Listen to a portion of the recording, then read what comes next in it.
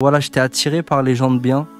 J'étais attiré par ouais, toutes ces choses-là, tu vois, ces lieux de paix. J'ai 2 enfants qui sont au collège, donc je sais ce que c'est. Tu vois, avec un regard extérieur de papa, j'ai pu voir aussi la brutalité de l'enseignement. J'avais 13 ans et il y avait deux dames, 2 catholiques qui nous enseignaient donc la Genèse, les histoires des prophètes.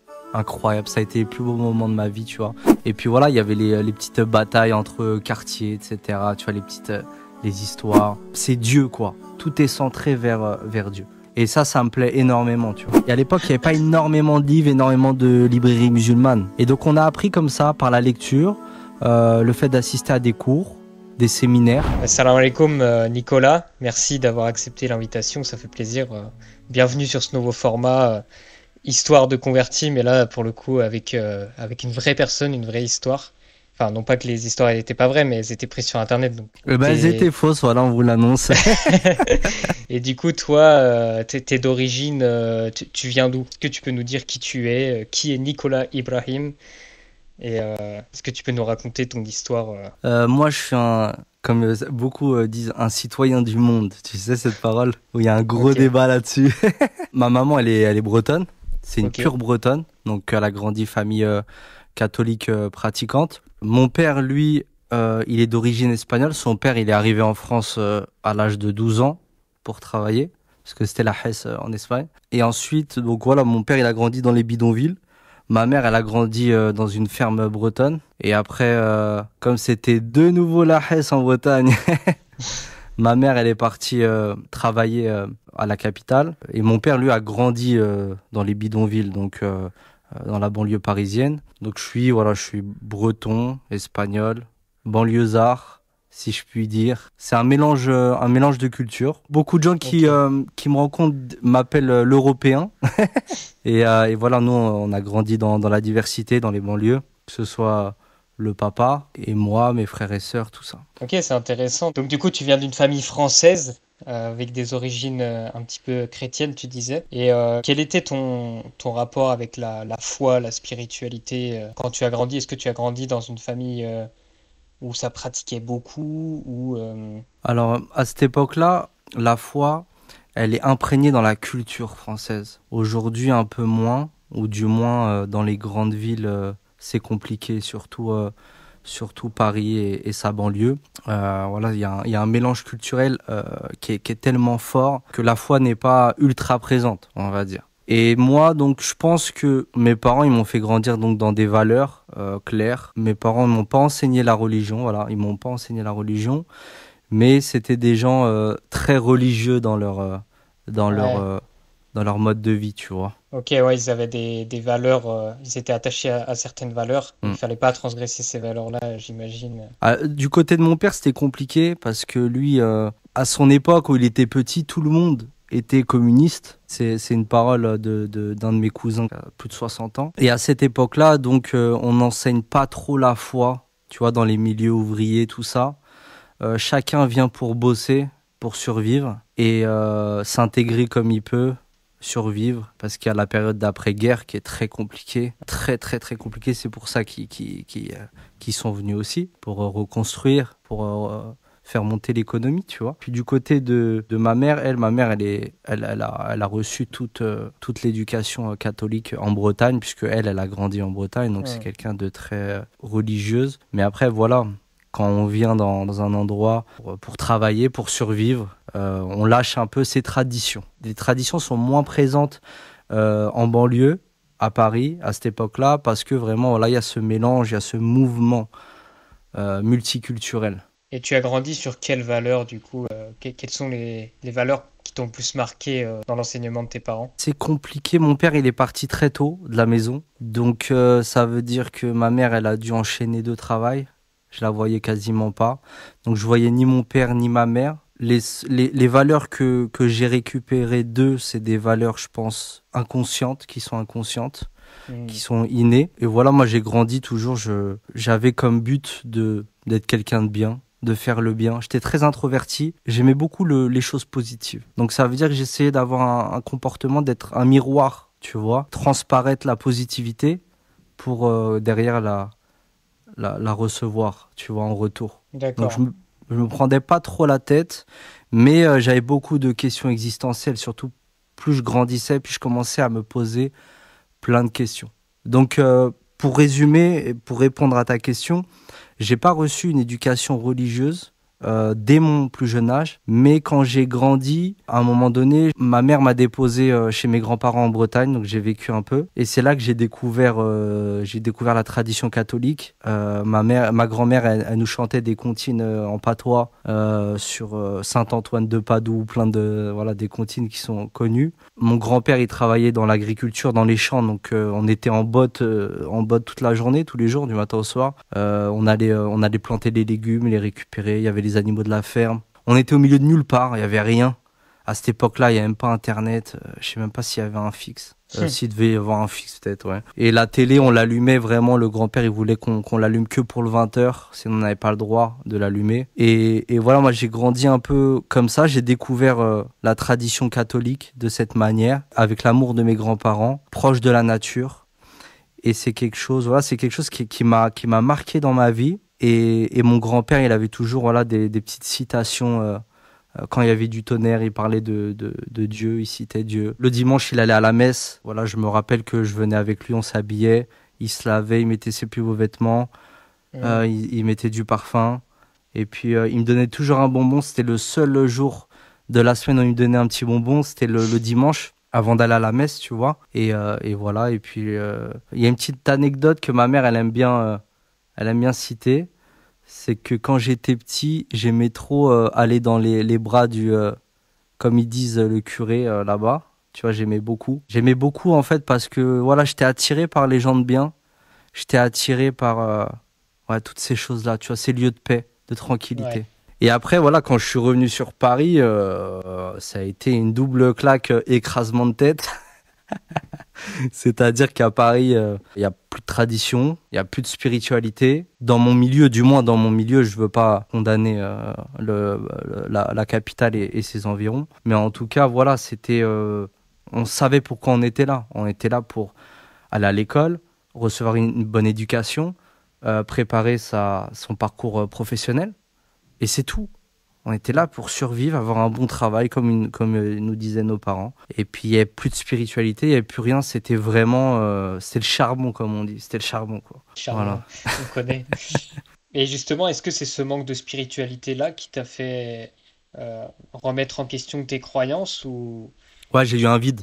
Bah déjà, comme mon père, il n'était pas là. Ma mère, elle travaillait double. C'est-à-dire que c'est ma grande sœur qui était petite, qui m'habillait, qui me lavait, qui m'emmenait à l'école, qui venait me chercher, qui allait au conseil des parents-élèves, grande sœur élève là, c'était.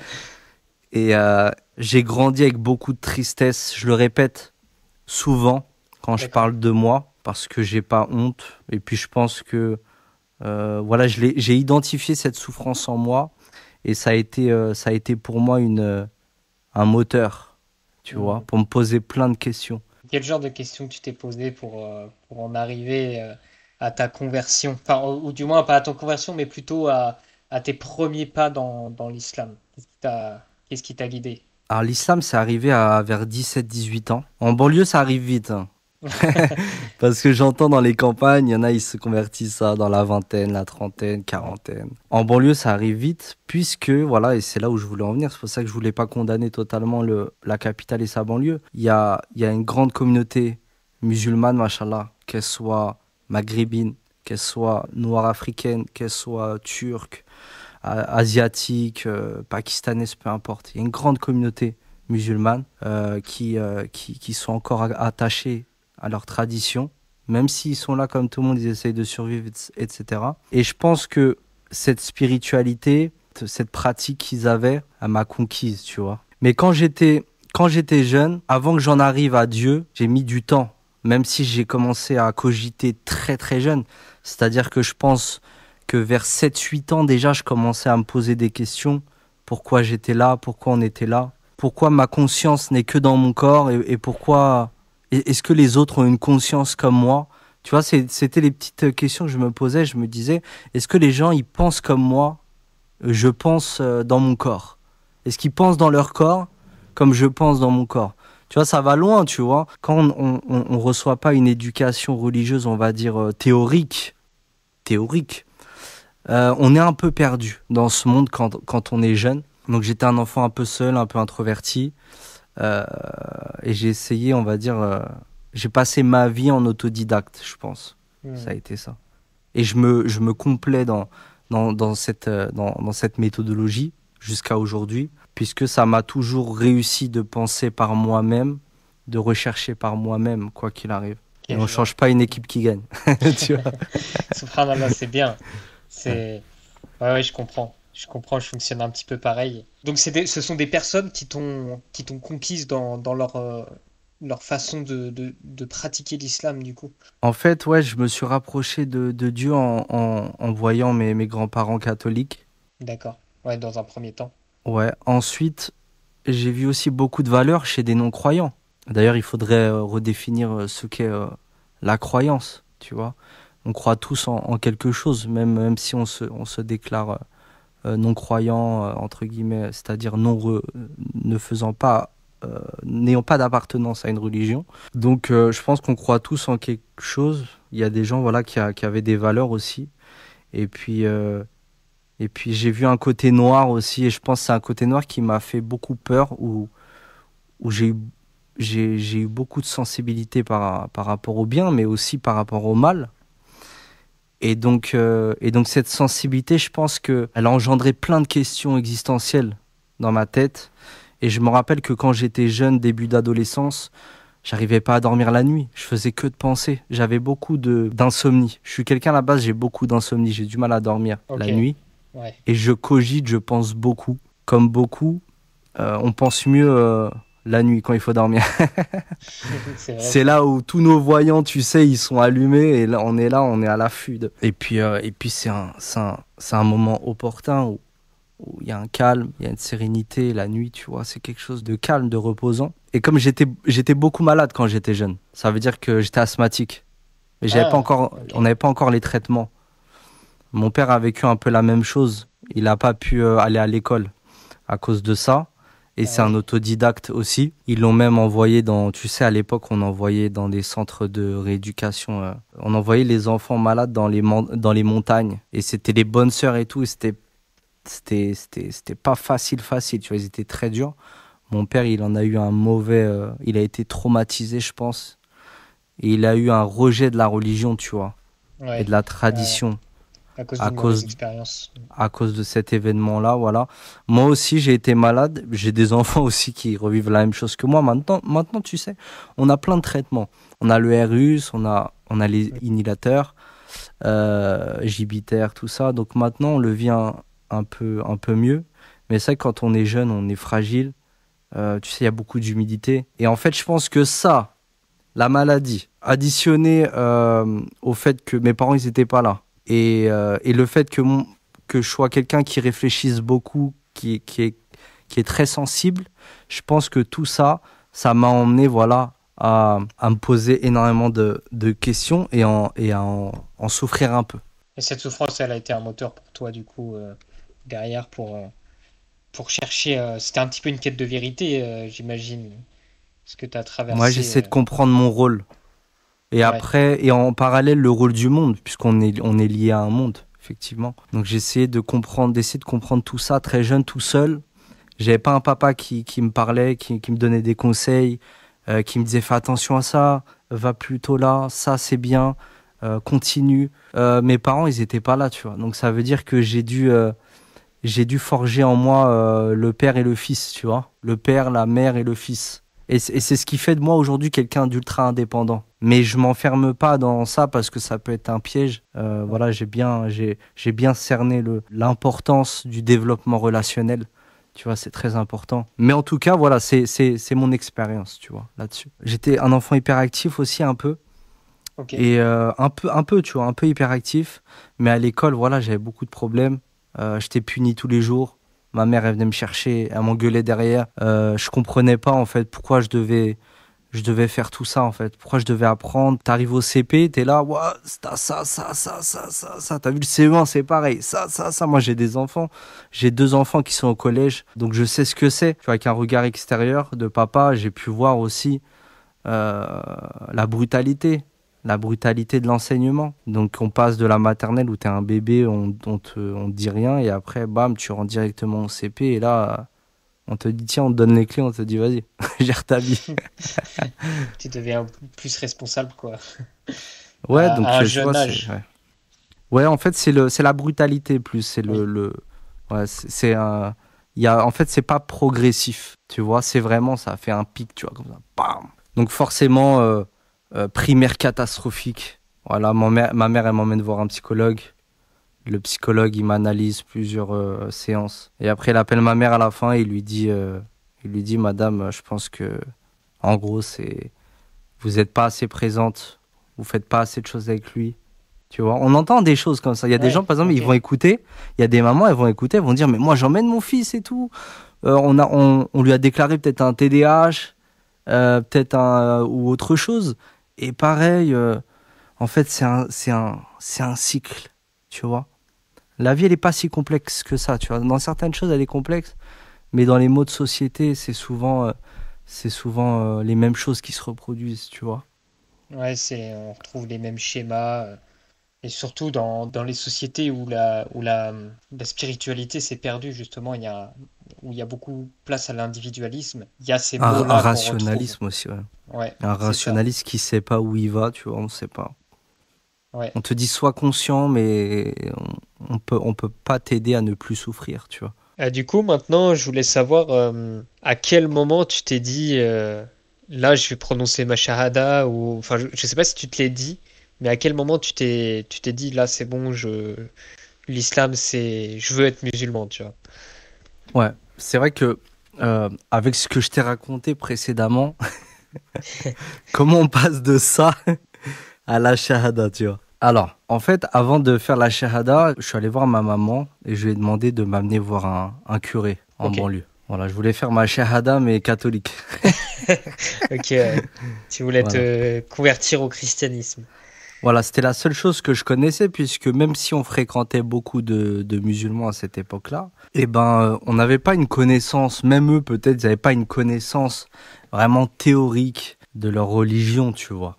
On était jeunes, on était à l'école, on était très jeunes, tu vois, début collège, tout ça. Donc moi, pareil, je vois que au collège, ça va pas, j'y arrive pas non plus, comme en primaire. Et donc, d'un autre côté, je vais essayer de en fait, je vais tomber sur un livre, une biographie de Jésus. Et donc, je vais la lire. Et ce que je vais y découvrir, pour moi, ça va être le summum d'un homme de bien. Et en fait, ça va me conforter dans l'idée que je suis pas tout seul. C'est-à-dire, je suis pas tout seul à essayer d'être quelqu'un de bien, même si j'ai fait beaucoup de bêtises et tout à l'école.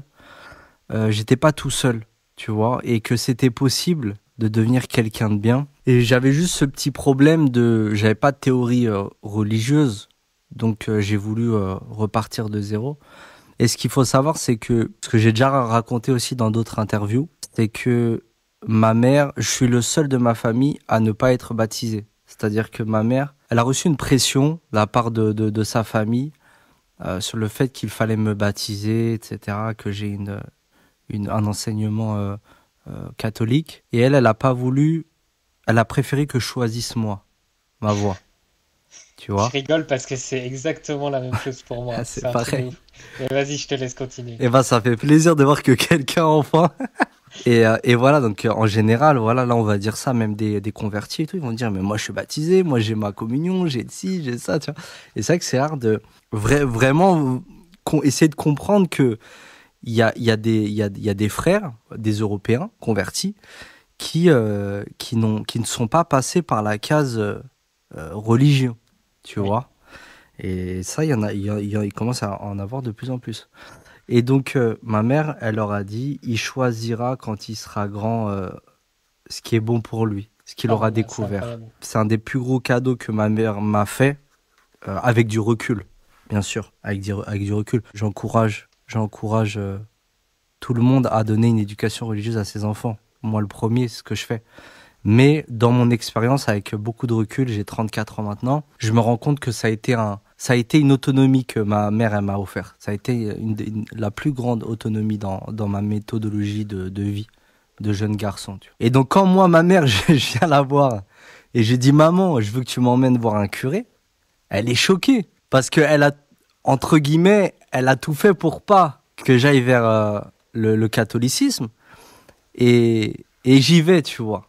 Oui, je Et donc, comprends. elle m'emmène voir un curé dans une petite chapelle et tout. Il avait une petite maison, c'était en hiver, au bord d'une chapelle. Donc, il était pas, on était en fin d'après-midi, donc il faisait déjà nuit, tu vois, début de soirée. Donc, vraiment, l'image, tu vois, j'arrive, il fait froid, Hmm. gros manteau, on arrive, on rentre dans la maison du curé. Le curé nous accueille, il fait froid, il fait sombre, c'est glauque un peu, tu vois, il y a des pierres partout, tu vois, des livres partout et tout. Et après, ma mère, elle lui explique et tout. Moi, je suis un peu timide, tu vois. Je suis jeune, je suis Ouais, introverti. elle le Ma fait mère, elle pour lui toi. explique. Et puis là, le curé, il dit ok, ok, madame, je comprends. Ok. Et après, il se dirige vers moi, il me pose cette question. Il me dit voilà, il me dit pourquoi tu veux devenir chrétien? Et moi, dans ma tête, c'est chelou, tu vois, parce que moi, déjà, je me considère comme chrétien, dans le sens où j'ai adhéré. Ça y est, j'ai lu une biographie de Jésus. Juste, c'est quoi la biographie de Jésus? C'est laquelle? Je sais même plus. Ah oui, ok. Ah ouais, je pourrais même pas te dire.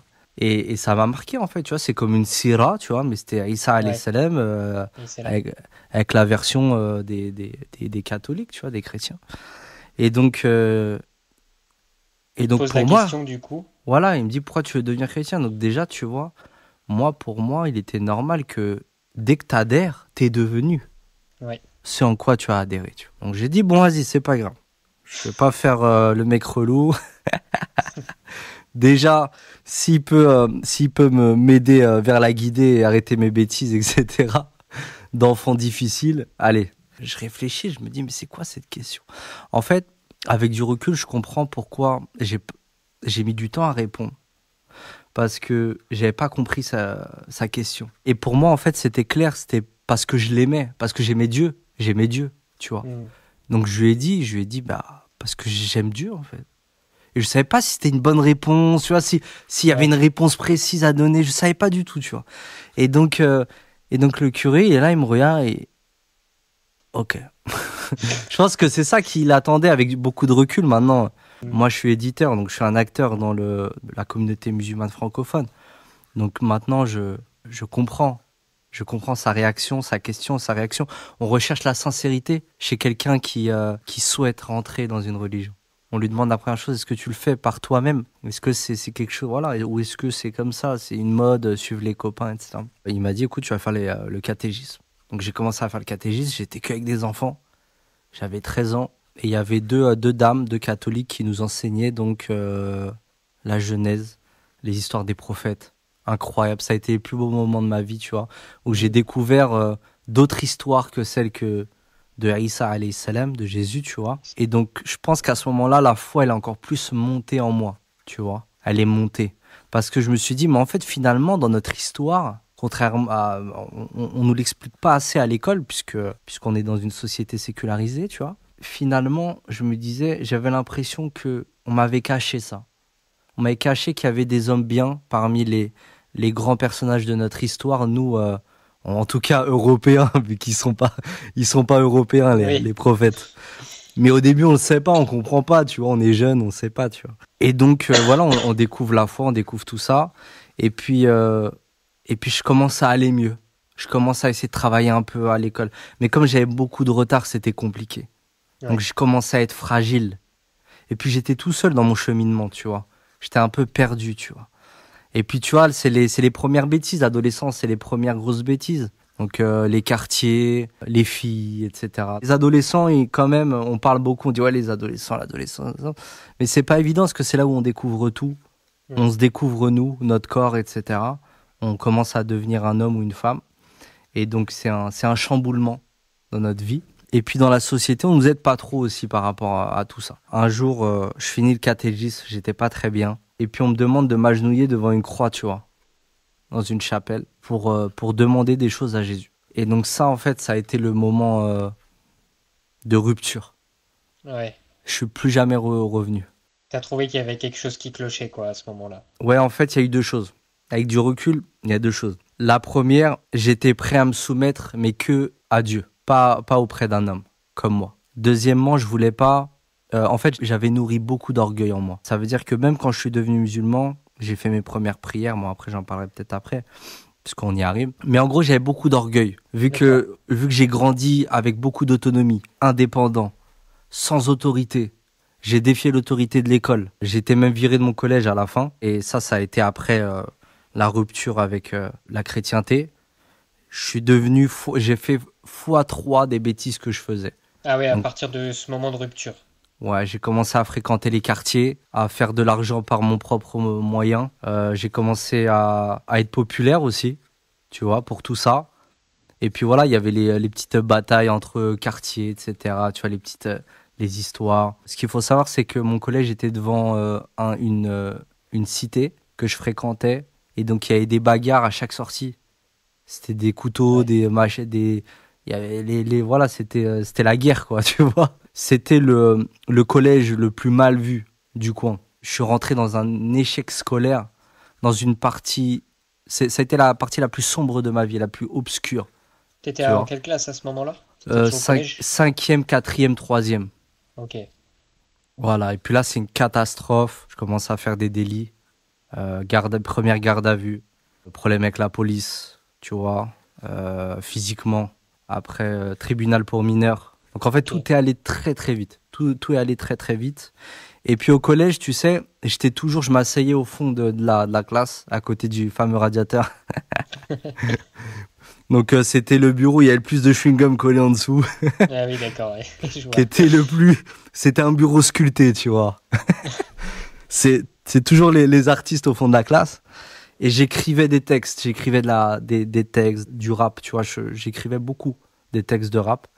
Donc en fait, j'essayais de m'exprimer comme j'étais introverti. Je faisais beaucoup de bêtises, mais ça veut pas dire que j'étais capable de parler avec tout le monde. J'étais sociable. Et bien au contraire. Donc j'essayais de m'exprimer par le rap. Quand on était jeune, voilà, en fait, voilà un truc que je t'ai pas dit, c'est que quand mon père, il me récupère à la fin de la primaire, parce que c'est une catastrophe.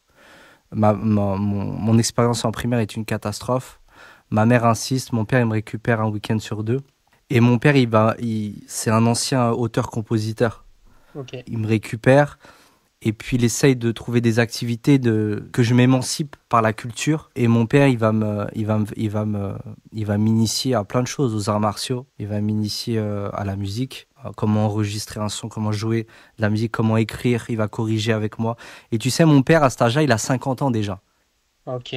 Et ça a été un grand bien pour moi que mon père était déjà bien mature lorsqu'il m'a récupéré. Et ce qui fait que voilà, il m'a fait découvrir beaucoup de choses. Il m'a enregistré. Mon père, il faisait des instrumentales, donc il faisait de la musique. Il m'enregistrait avec le micro, je me répète. Il avait un synthétiseur. Il a fait des concerts. Il a joué de la guitare. Voilà, il a appris dans les bidonvilles à cette époque-là, tu vois, où la culture anglaise elle commence à arriver, culture américaine et tout, période d'après-guerre. Et ce qui fait que voilà, notre père il va nous enseigner beaucoup de choses de la culture. Et donc moi, quand je vais être à l'école, je vais être seul, je vais m'exprimer par l'écriture, comme m'a enseigné mon père. Et donc je vais commencer à écrire des mesures. Et puis tu sais, c'est l'époque fin NTM, c'est l'apogée de NTM. C'est les MC Solar, l'apogée d'MC Solar de tous les chanteurs des années 80-90. Et c'est aussi l'arrivée du hardcore, du rap hardcore, c'est-à-dire Booba, L.I.M., tout le rap hardcore qui est arrivé pendant les débuts 2000, le rap US aussi avec G-Unit, 50 Cent et d'autres, tu vois, Eminem, etc. Donc là, et puis on rentre dans une apogée voilà, de la musique. Et puis, donc moi, je m'exprime, j'écris beaucoup des textes. Et puis, je parle beaucoup avec des musulmans aussi. Je parle Hmm. beaucoup avec des À ce musulmans, moment-là, donc ouais. je commence à me rapprocher spirituellement. Parce que je vois qu'il y a une théorie, je vois qu'il n'y a pas... C'est Dieu, quoi. Tout est centré vers Dieu. Et ça me plaît énormément, tu vois. Et donc, j'ai les premiers... on commence à me faire da'wah comme en fin de collège, tu vois, on te fait da'wah. Et puis, tu vois, il y a des musulmans qui te voient et qui te disent « Mais toi, t'es un Français !» C'est, toi, tu fais telle connerie, tel truc, etc. Moi, je rentre chez moi, je fais la prière, moi, truc. Bon, des bons musulmans, tu vois, que j'ai rencontrés. Et ouais, toi, Normal. tu vas aller en enfer. Voilà comment on me parlait. On disait, toi, tu Ah vas aller oui, en enfer. ça c'est chaud par contre. Ah ouais, toi, t'es un chétan, toi, tu vas truc. Bah, je suis connu dans mon quartier, donc tous les gens qui m'ont connu, ils pourront l'affirmer. Voilà, j'ai essayé de défier tout. En fait, j'étais dans une haine, une colère. Je suis rentré dans une haine, une colère. T'étais dans la rébellion, quoi, en fait, Ouais, à j'étais ce en moment-là. plein dans la révolution, tout, tu vois. Et puis, mes grands-parents, c'était des résistants. J'ai des fiches, ils ont fait des choses, tu vois, contre l'occupation nazie. C'était pas Jojo, tu vois. Donc, ça veut dire que nous, on a toujours été, du côté de mon père, on était très rebelles aussi. Ils sont très rebelles. En fait, nous, notre famille, c'est les Lopez, tu vois. Nous, des fois, on nous dit, ouais, vous êtes on nous appelle les gitans, tu vois ce que je veux dire ou pas? En En fait, il y a gros, plein de clichés, quoi. ouais, en gros, voilà, c'est-à-dire que on est proche de la communauté des gens du voyage et tout, et puis voilà, on est très rebelles, on est très indépendants, tu vois. On est dissidents. Mon père, voilà, c'est pareil. Il a eu des problèmes avec la justice, mon grand frère aussi, etc. Pas pour ne pas parler aussi de mes sœurs aussi. Euh, voilà, donc on a grandi avec la culture de notre papa. On a grandi avec des valeurs aussi. En fait, un jour, je me préparais pour un concert, tu vois, je devais faire un concert. Ok. Donc j'étais suivi par un mentor qui était connu à l'époque et tout, surtout des années 90, début 2000 et tout. Ils avaient cartonné dans le rap et tout. Je devais faire un concert, j'ai fait plein de clips aussi, j'ai enregistré plein de musique. Donc en fait, c'était le moment où je commençais à m'exprimer en public. Je parlais de ma jeunesse, de ce que je te parle là depuis le début. Je parlais de ce que je voyais dans la société. Et j'étais bien accompagné, on corrigeait mes textes, on agrémentait aussi mes textes. J'étais pas très fort, j'étais très jeune aussi, tu vois. Au final, ça s'est pas fait le concert puisque je devais chanter avec un ami à moi, il s'est désisté. Et donc je pouvais pas y aller tout seul, j'étais trop introverti et tout. Et donc en fait ça m'a mis un coup aussi. Ça m'a mis un coup. Plus le fait d'avoir un vide spirituel, papa et maman qui sont pas trop là, et échec scolaire, en fait tous ces plus les problèmes avec la société en général, etc. L'autorité. Donc en fait ça a fait un boom en moi et j'avais besoin de me retrouver. J'ai quitté l'école. Ma mère elle m'en a voulu et un jour elle m'a dit écoute c'est soit tu travailles, tu restes à la maison, soit tu pars. J'avais 15 16 ans, tu vois. Ok. Donc j'étais jeune. Donc là, c'est le moment où tu arrives un petit peu Ouais, au fond là, du trou. là, je vais pas dire ce que j'ai fait. J'étais tellement malheureux, tellement triste et tout, tellement j'ai souffert. Mais je me suis repris et le soir même, j'ai trouvé un poste tu sais, à l'époque, livreur de pizza. À l'époque, c'était Ah oui, oui, ok. Ouais, t'as livreur de trouvé un petit pizza. poste de travail, ouais, Voilà. Et puis en c'était des studio. Tunisiens, c'était des musulmans, ils priaient. Et Ah, ensuite, je voyais à chaque fois, je les voyais prier à l'heure, faire leurs ablutions, plein d'humilité. Je sais pas, c'était une religion en fait qui était dans l'intime des croyants, dans l'intimité des croyants. C'est-à-dire que on n'attendait pas le dimanche pour aller dans une église où ils caillaient, mettre un peu d'eau avant de rentrer. Ensuite, t'as froid, t'entends des chants, tu sais pas du tout, tu comprends pas du tout ce qu'on te raconte. Et à la fin, tu sors. Donc là, je voyais qu'en fait, c'était une religion qui t'accompagnait partout, en fait. Partout. T'es chez toi, t'es pas chez toi, t'es dans ta chambre, t'es au travail, tu pries. Et en fait, ça, j'ai découvert vraiment la vraie pratique de l'islam. Et donc, j'ai commencé à poser des questions. En fait, mon patron, il me parlait souvent de Jésus. Tu sais, les musulmans, ils parlent souvent de Aïssa alayhi salam aux oui, chrétiens et alayhi tout. salam, carrément. Et comme moi, bah, c'est voilà, exactement de ce quoi on parle depuis 40 minutes.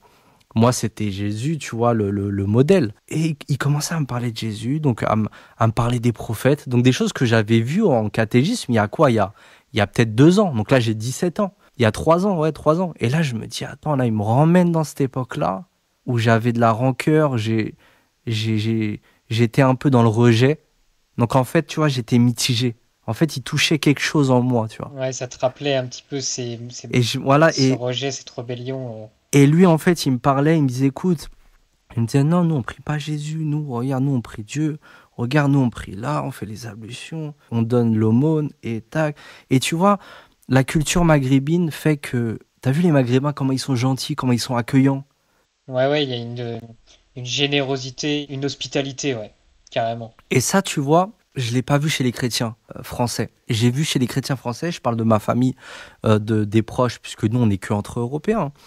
C'est normal, c'est comme ça, tu vois, en France. Chacun, il est avec sa communauté. Eh ben, je voyais du froid, je voyais beaucoup de choses négatives, ce qui peut aussi être chez des musulmans aussi, tu vois. Hmm. Mais en fait, il n'y avait pas de pratique religieuse, il n'y avait rien en fait. C'est-à-dire, chacun disait, moi je suis catholique, moi je suis ci, moi je suis ça, moi blablabla. Et au final, en fait, je voyais ils étaient pas plus motivés par la croyance, la pratique Ouais. religieuse, etc. Et bien au contraire. Et donc là, voilà, j'ai vu quelque chose de symétrique. Théorie, pratique, voilà, effet positif sur quelqu'un qui est même pas croyant. Qui cherche de la positivité Ouais. aussi. Non, j'ai envie de rebondir sur ce que tu dis, parce que c'est marrant. Tu étais quand même dans une démarche de rébellion, mais tu cherchais quand même un cadre. C'est ça Ah qui est ouais, je peux paradoxal et qui est même pas intéressant. dire ce que j'ai fait. J'ai fait des choses incroyables que même moi aujourd'hui, je me dis, même à 20 ans quand je me suis converti, il y avait des choses que j'avais fait 1 an, 2 ans avant. Je me disais, c'est pas possible. J'ai pas pu faire ça. Là, je vais tous les jours à la mosquée le matin. En plus, les mosquées à l'ancienne, tu sais, les bungalows, il fait froid. Il y a Ouais. pas de, il y a pas d'argent, donc il y a pas de chauffage. Tu fais tes ablutions avec de l'eau gelée. Tu vas prier en manteau, bonnet, écharpe, limite le visage couvert, même si, Et ça, limite, ça renforce ta foi, en fait, dans l'adversité, comme ça. ouais, puis j'étais prêt à cette dureté. En fait, ça m'a préparé. Ça m'a préparé à ce qui est que mon cœur et la foi. Qui est que ça, en fait, qui compte désormais. Et donc, il appelle un frère qui vient, un Africain, et qui me ramène 3 livres. Un livre sur Jésus, un livre sur l'islam, un livre sur la prière et tout. Ça, c'est dans ton job, du coup, Ouais. Ok. Et là, je commence à me poser, je commence à lire, je suis tellement choqué, tu vois, je lis et tout. Et là, j'en ai oublié de travailler. Ça veut dire que je suis resté peut-être 3 heures en train de lire. Et là, mon patron, il vient et tu sais, c'est un moussim, il veut pas trop me. Tu vois. Et Ouais, carrément. mais moi, il y a un bouleversement intérieur, tu vois. Moi, je suis là, oh, en fait, pour moi, c'est ma vie qui était en jeu, là, tu vois. Ouais. Et là, je commence à sortir et me dire, j'avais déjà beaucoup de connaissances en philosophie, au catéchisme aussi, c'était tout frais chez moi.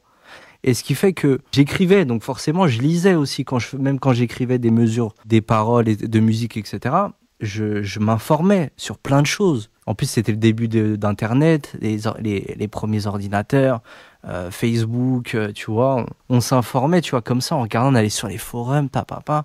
Et ce qui fait que, voilà, quelques jours après, je reviens, je dis, je veux devenir musulman. Et après, il me dit, ok, bah, tu sais quoi, je vais te donner le numéro du frère, là, qui est passé, et puis tu iras le voir et tout. Et là, tu sais quoi, je vais faire une livraison. Il y a mes pizzas à l'arrière et tout, je commence à livrer. Et tu sais, moi, dans ma tête, je suis parti, tu vois. Je suis là, je dis, attends, mais si je deviens musulman, les gens, ils vont dire que je veux faire comme les Arabes. Les gens, ils vont dire que j'aime une femme arabe. C'est pour ça que je le fais pour ça. En fait, j'ai commencé à ce que les gens allaient dire, parce que moi, j'étais connu, j'avais fait quelques petits clips amateurs et tout dans mon quartier et tout. J'étais quelqu'un de populaire, tu vois, dans la ville où j'étais. Et là, je commence à me poser plein de questions. Après, je me dis, mais ma famille, déjà, ça va pas. Et là, si je commence à faire ça, vas-y, non. Et tu sais, c'est à une époque où il n'y avait pas de musulmans. Ça veut dire, en gros, j'étais le premier, tu vois, Tu veux entre dire, guillemets. il y avait dans Il n'y a pas en il y avait France. pas de convertis, pardon. Il n'y avait pas Ah de ouais, convertis. ok. En France, c'était rare les convertis. Alors, en tout cas, dans ma ville, c'était comme ça. Tu vois, Ok. nous, on n'est pas à Argenteuil, on est dans des villes un peu reculées. On n'est pas non plus à la campagne. On est en banlieue. Mais voilà, on est ni proche Paris, ni campagne. Et donc, je commence à me poser. Et là, j'ai un trou noir. Je pense que j'ai dû faire un burn-out. Où j'ai eu une absence, je me suis réveillé, j'étais par terre. Tu vois.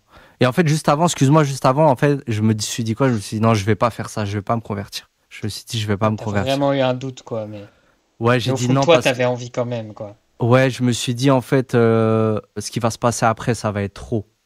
Je vais pas pouvoir. Et là, j'ai eu le noir, je me suis réveillé, j'étais par terre.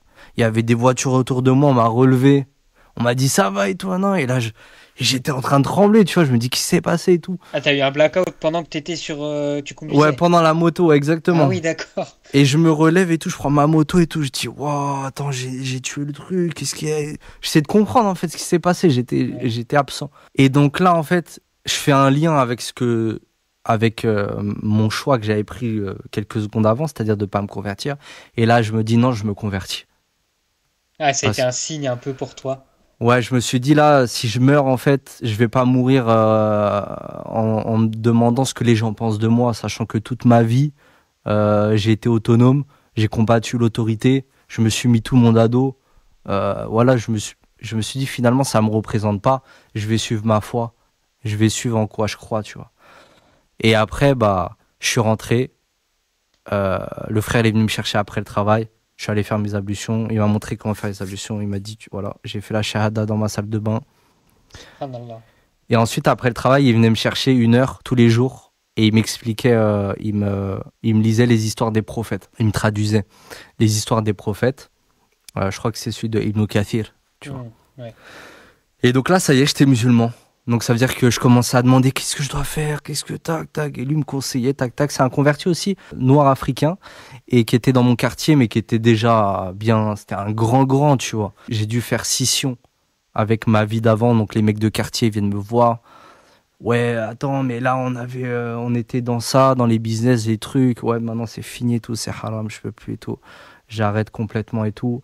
Après, à la musique, pareil, on m'appelle. Tac, tac, ouais, vas-y, viens enregistrer en studio, viens un truc. Je dis non, j'arrête et tout, nan. Pareil, j'étais avec une fille, bam, fini. Et en fait, c'est pas ce que je conseille aux gens, tu vois, aujourd'hui, avec du recul. Mais moi, comme j'étais dans un niveau de... En fait, j'ai un caractère très dur aussi. Donc, en fait, je pouvais me permettre de faire ça. Et je suis allé beaucoup plus loin. J'ai pris tous mes affaires, mes photos, tous mes trucs. Je suis allé en forêt, j'ai tout brûlé. J'ai mis feu à Ouais, t'es tout. allé dans le radical, quoi. Il n'y a pas eu de Ouais, progressif.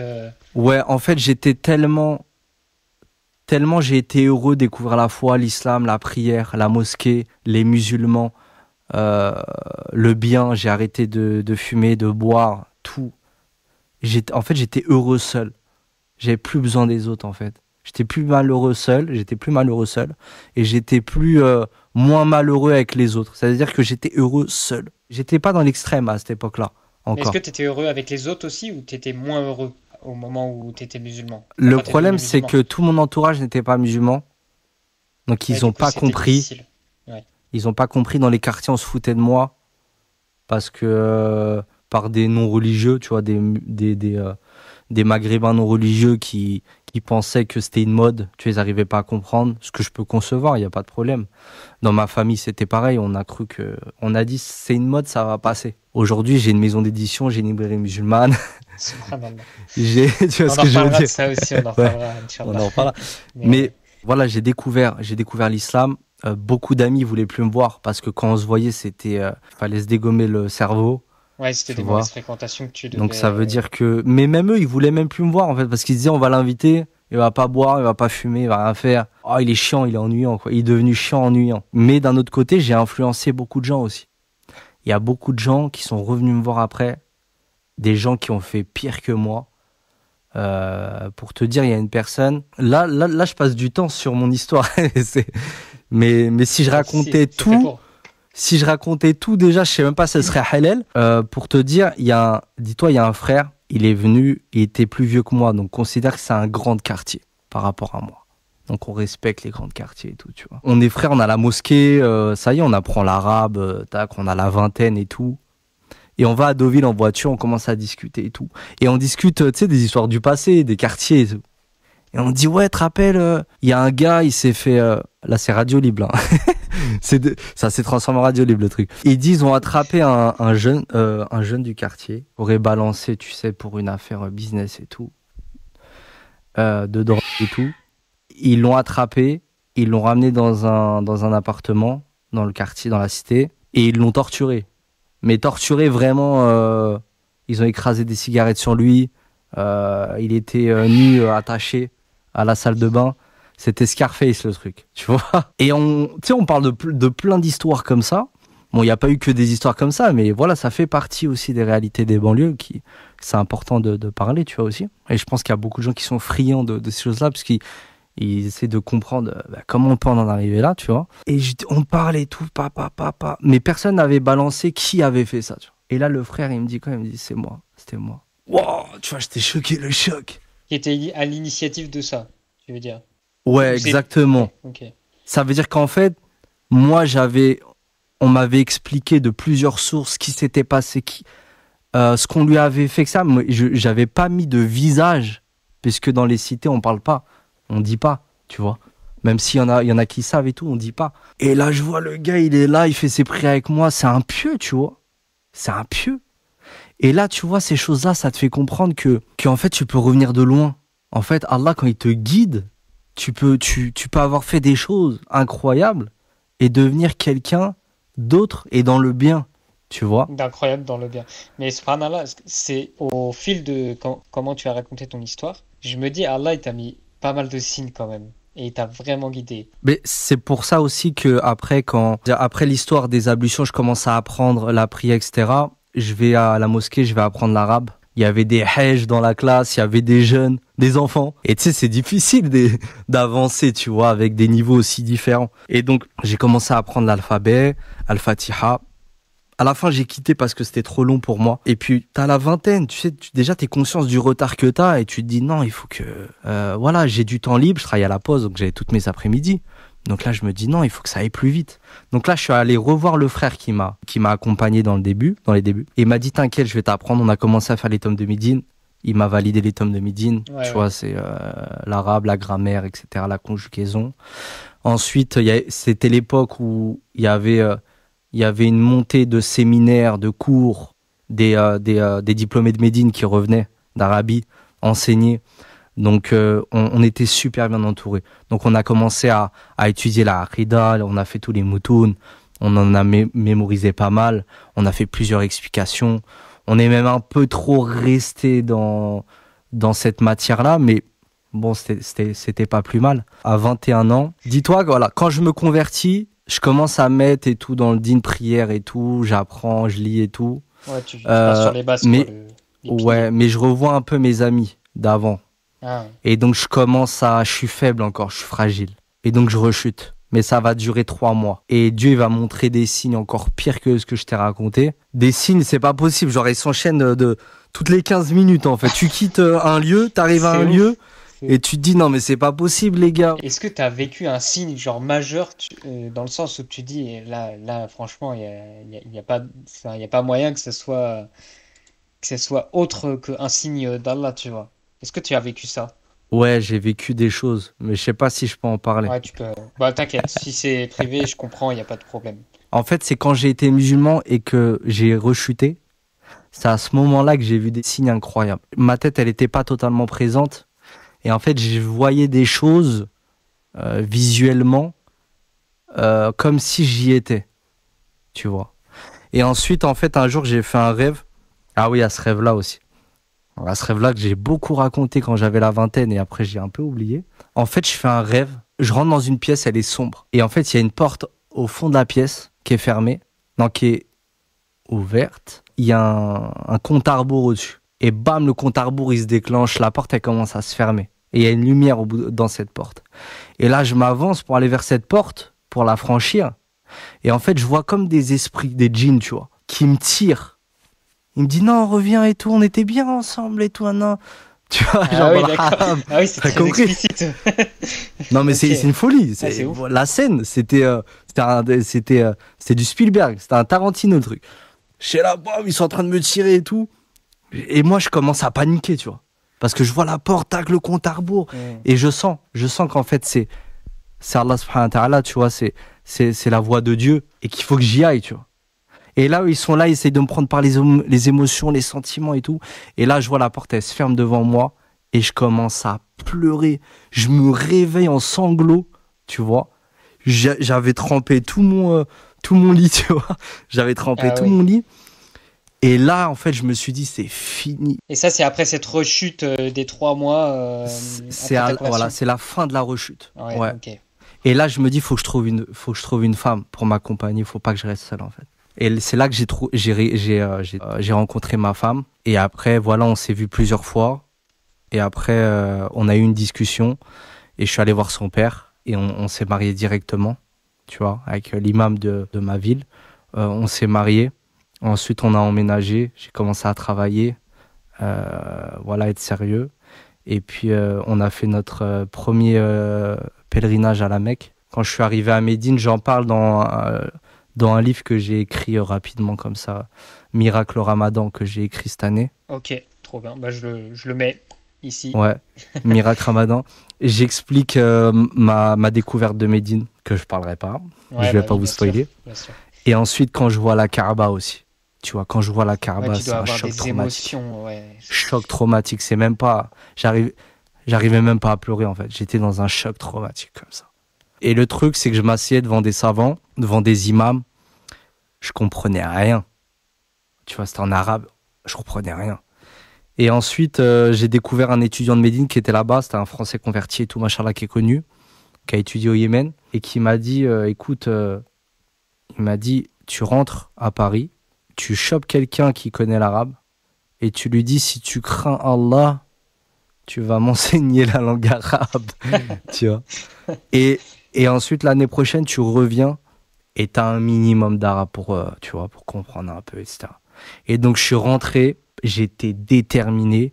Donc, cours de FIR, comparé la méthode de Trop l'Université de bien. Médine avec un licencié. Voilà, j'ai validé des moutounes dans la Aqidah, des livres dans la croyance islamique, d'autres choses aussi. Dans la langue arabe aussi, j'ai avancé dans le nahw, dans la grammaire, la conjugaison. En fait, j'étais déter. Je me suis dit, je vais faire 1 an, je vais faire que ça. Tu vois. Et après, donc en 1 an, j'ai pas mal progressé. Je suis retourné à la Mecque. La première fois que je vais à la Mecque, j'ai 21 ans peut-être.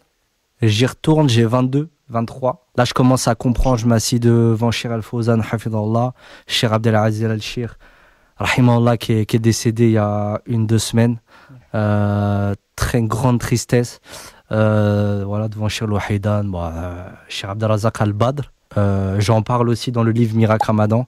Quand j'entends la voix dans la mosquée de Médine de Cheikh Abdelrazak Al-Badr, je me dis, elle m'est familière cette voix. Je cherche, c'est des haut-parleurs, tu sais jamais où c'est. Tu t'es là, tu te balades, tu cherches, et bam, là tu tombes sur l'assise de Cheikh Abdelrazak Al-Badr. Tu t'assois, t'écoutes, tu prends des notes. Et puis surtout, machallah, tu regardes le personnage, la foi qui transmet, qui dégage, etc. Après le soubh, il y a souvent des salades janaza après la prière du matin à Médine. Ok.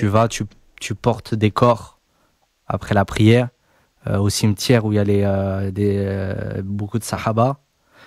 T'enterres en pleine nuit avec une lanterne comme ça, t'es en train de creuser. Et en fait, ça, c'est des moments, tu vois. C'est des moments, tu vois, ça, ta vie, elle est bouleversée. Toutes les petites bêtises, tes petits caprices d'ado, Ouais, tu t'aimes relativises. t'aimes la dounia, la recherche de l'argent, etc. Tous ces trucs-là, en fait, ça te devient insignifiant à ce moment-là, tu vois. Et donc, au deuxième, je vais à l'université de Médine pour passer un entretien. Donc, il me fait réciter des moutounes, du Coran, etc. Et puis, il valide mon inscription. Le problème, c'est quand je rentre, le site, il est en maintenance. Donc, j'attends. Et après, je suis pris par plein de choses. Et quand je rouvre le site, c'est fini. Il y a plus je peux plus m'inscrire. Ah, ok. Donc, j'étais dégoûté. J'avais fait traduire tous mes documents. J'avais fait faire une taskia, tu vois. C'est quoi ça, une Euh, taskia? une taskia, c'est une recommandation d'un diplômé de Médine, de plusieurs ou un diplômé de Médine. Ah oui, On, ok. on te fait une recommandation, c'est comme, c'est pas du pistonnage, mais tu vois, tu m'as compris. J'ai culpabilisé à mort et je me suis dit, cette année-là, je vais faire encore pire. Je vais aller à tous les séminaires. Pendant mon taf, j'écoutais tous les premiers cours qu'il y avait, Sofiane Abouayoub, voilà, sur Islam House, on écoutait tout, j'écoutais tout plusieurs fois, je m'imprégnais. En fait, j'étais vraiment dans une culpabilité, tu vois, et j'étais pressé, tu vois, pressé d'avancer rapidement, je voulais pas perdre du temps. Et donc, voilà, de fil en aiguille, j'ai fait l'école du CEP, Centre éducatif du Palmier, où j'ai mémorisé 1 ou 2 juz, je sais plus, là-bas. Puis ça a été une bonne expérience pour moi. Il y a des savants qui sont venus de Mecca. Donc, je pense notamment chez Wassoula al-Abbas qui est venu, Mashallah. Ensuite, il y avait les séminaires à la mosquée des Mureaux, où il y a Cheikh Chathri qui est venu, Mashallah, Cheikh Chathri. Incroyable, Hafizallah. D'ailleurs, je suis arrivé en retard pour l'anecdote, j'arrive en retard au séminaire. Et tu sais, c'est un séminaire, il y a plus de 4000 personnes. Hein. C'est un événement incroyable, tu vois. Il arrive et tout. Il est en retard, moi je suis en retard. Enfin, lui, il est en retard, c'est normal. On va dire, il est pas en retard, c'est moi je suis en retard. Et bam, on se croise, tu vois, sur le parking de la mosquée des Mureaux. Et je le regarde et tout, et je dis Salam alaikum, sans comportement, tu vois. Je dis Salam alaikum. Il se retourne comme ça. Il se retourne comme ça. Tu vois, il se retourne comme ça, il est là, et il fait ça. Et il me regarde dans l'iris, dans le blanc des yeux, tu vois. Il me dit Salam alaikum, je m'approche, il me serre la main, il me fixe dans les yeux comme ça. Et il capte, je suis européen, tu vois. Ouais. Et il me dit Mashallah, il me dit ça, tu vois. Trop bien. Et après, voilà, j'assiste au séminaire et tout. On dort là-bas et tout. C'était à l'époque où on dort là-bas et tout. Et donc, voilà, après, le CEP, il a fermé, malheureusement. Il a fermé. Il y a eu une grande scission auprès des gens de la Sunna, des débats, des querelles. On discrédite les autres, mise en garde, tout le truc, blablabla. Alors qu'avant, on était tous unis, on était tous liés, on allait au même cours, on allait manger ensemble, on était des musulmans proches, tu vois. Et ça a tout détruit. Tu vois, ça a tout détruit, le mauvais soupçon, les mauvaises interprétations, le non-respect des divergences, Ouais, trop de querelles. Trop de querelles dans la communauté, ça. Et ça a été une des épreuves. Parce qu'on pourrait dire, mais attends, jusqu'à l'islam, t'as eu plein d'épreuves, et après l'islam, t'en as plus. Si ça a été une grande épreuve. Quand des gens, ils se passaient plus le salam. Quand des gens, ils se serraient plus la main. Quand des gens, ils se critiquaient. Alors que les deux, ils allaient étudier l'ilm, la science, tu vois. Et les deux, ils étaient dans talab al-ilm, tu vois. Donc tout ça, tu vois, ça a été très triste. Ça a touché énormément de gens, si c'est pas pour dire tout le monde. Tous les étudiants ont été impactés directement, voire directement, souvent. Et des diplômés de Médine ou des grands enseignants en France aussi, des écoles aussi. Il y a des mosquées qu'on fermait à cause des querelles comme ça. Il y a des gens qui ont arrêté la da'wa d'enseigner parce que la critique, elle était trop... Enfin voilà, c'était très compliqué. Le CEP a fermé, il me fallait une école. Et là, on me pistonne dans une école où, en fait, il y avait un frère qui a un très très grand niveau. Pour moi, c'est celui qui a le plus grand niveau en France. Il est très très chaud en comparaison avec tous ceux chez qui je me suis assis. Et je me suis assis devant beaucoup de gens en France. Tu vois, je suis même allé dans le sud quand un Shir Abdallah Al-Adani, quand il est venu en France, ou bien quand on allait en Belgique, ou peu importe, partout en France, on se déplaçait pour tout. On avait pris un van, on se mettait tous les frères dedans, bam, on cherchait tous les cours, même un cours d'une heure, on faisait 5 heures de route pour un cours d'une heure. On était déter, tu vois. On était vraiment dans l'apprentissage de la science. Des fois, on dormait une demi-heure, le shir, il arrivait, on était là, on se réveillait, on avait dormi une demi-heure, on avait les yeux comme ça. Le shir, il nous déclame des poèmes en arabe, on est là, ouah, le cœur, il se remplit. J'ai même eu un professeur, un élève de Shir Yahya, au Yémen, un professeur, on allait, je sais pas si tu connais, rue de Marseille, Orgemont, rue de Marseille, c'est comme les 4000 en gros. C'est en région parisienne. Ouais, c'est région parisienne, c'est chaud. C'est chaud à mort, tu vois, ça tire enfin à l'époque en tout cas, c'était chaud et tout. On allait là-bas dans un appart, on rentrait dans l'appart, la porte elle était ouverte, on se mettait par terre sur de la moquette contre un matelas, les matelas contre le mur, plein hiver, le prof il arrive, grand tableau, le gars il est comme ça, tu vois. Tac tac, il nous apprend les cours en arabe et tout. Et que en arabe et tout, il y avait même des enfants qui étaient là, des jeunes et tout, machallah. Franchement, on a eu aussi des cours dans des garages où il faisait je sais pas combien. On était là en train de cailler, on parlait de tawhid, tu vois. Une cité d'Allah. C'était incroyable. Allah subhanahu wa ta'ala, il nous a éduqués. Il nous a éduqués. Et tu vois. justement, parmi les sciences que tu as pu étudier, parce que tu as dû étudier plusieurs sciences, quelle est la science qui te touche le plus, ou les enseignements que, que, que tu as pu apprendre à travers ces sciences-là? Qu'est-ce qui t'a le plus touché? Moi, ce qui m'a le plus touché dans ces sciences-là, franchement, c'est tout, toutes les sciences. La langue arabe, elle m'a fasciné, la richesse de cette langue, Oui, la beauté dans ses points d'articulation, le he, que ce soit aussi la richesse des mots, de vocabulaire dans la langue arabe, ouais, c'est incroyable ça. la croyance qui est incroyable, qui est pure, le tawhid, une croyance pure, Mm. une croyance qui te délivre de tout, toute idole physique Mental, ou ouais. je sais pas, ouais, mentale, les croyances limitantes et tout, tu vois. Et le fiqh, pareil, le fiqh, ça donne un sens à tes adorations, ça t'explique tout dans tes Ouais, la adorations. jurisprudence, ouais. Les divergences aussi, tu vois. Ensuite, il y a le usul. Non, je pense que au début, on apprenait l'islam, on savait pas encore ce que c'était. Tu vois, on essayait d'être des étudiants en sciences. On essayait, on y croyait, du moins. Euh, on apprenait, on faisait les trucs et tout, mais en fait, on était encore dans une phase primaire, Ouais, tu vois. c'était la face émergée de l'iceberg, parce qu'en fait, tu creuses et il y a plein de trucs. En fait, on avait beaucoup de d'avis arrêtés. On croyait savoir, on croyait comprendre, et à la fin, on savait qu'il y avait beaucoup de choses qu'on connaissait pas. Et mais aussi en diversifiant, le fait de diversifier les sciences, les matières, le fait de diversifier ses enseignants et les méthodes, les différentes méthodes et tout, bah ça donne une richesse en fait, tu vois. Ouais. Et encore aujourd'hui, je lis des livres et tout, je continue à lire des livres et je peux découvrir des choses incroyables, tu vois. Je me dis, en fait, on découvre vraiment tout le temps. Tous les jours, tu apprends, ouais, il y a une richesse. Là, et puis moi, j'ai eu beaucoup de professeurs tolérants, très matures. Je pense que c'est important parce que j'ai eu aussi des professeurs un peu trop Rigide. sectaires. Et finalement, je me suis rendu compte, c'est parce qu'il y avait ils n'avaient pas encore assez diversifié, tu vois, leur source. Et donc, non, la science qui m'a marqué, c'est la science du usulul fiqh, des fondements du fiqh, qui en fait, à l'époque, aujourd'hui on l'appelle usulul fiqh, à l'époque on l'appelait usuluddin, c'est-à-dire quand je dis à l'époque, il y a 600 ans, 800 ans, Oui, on ok. l'appelait usuluddin.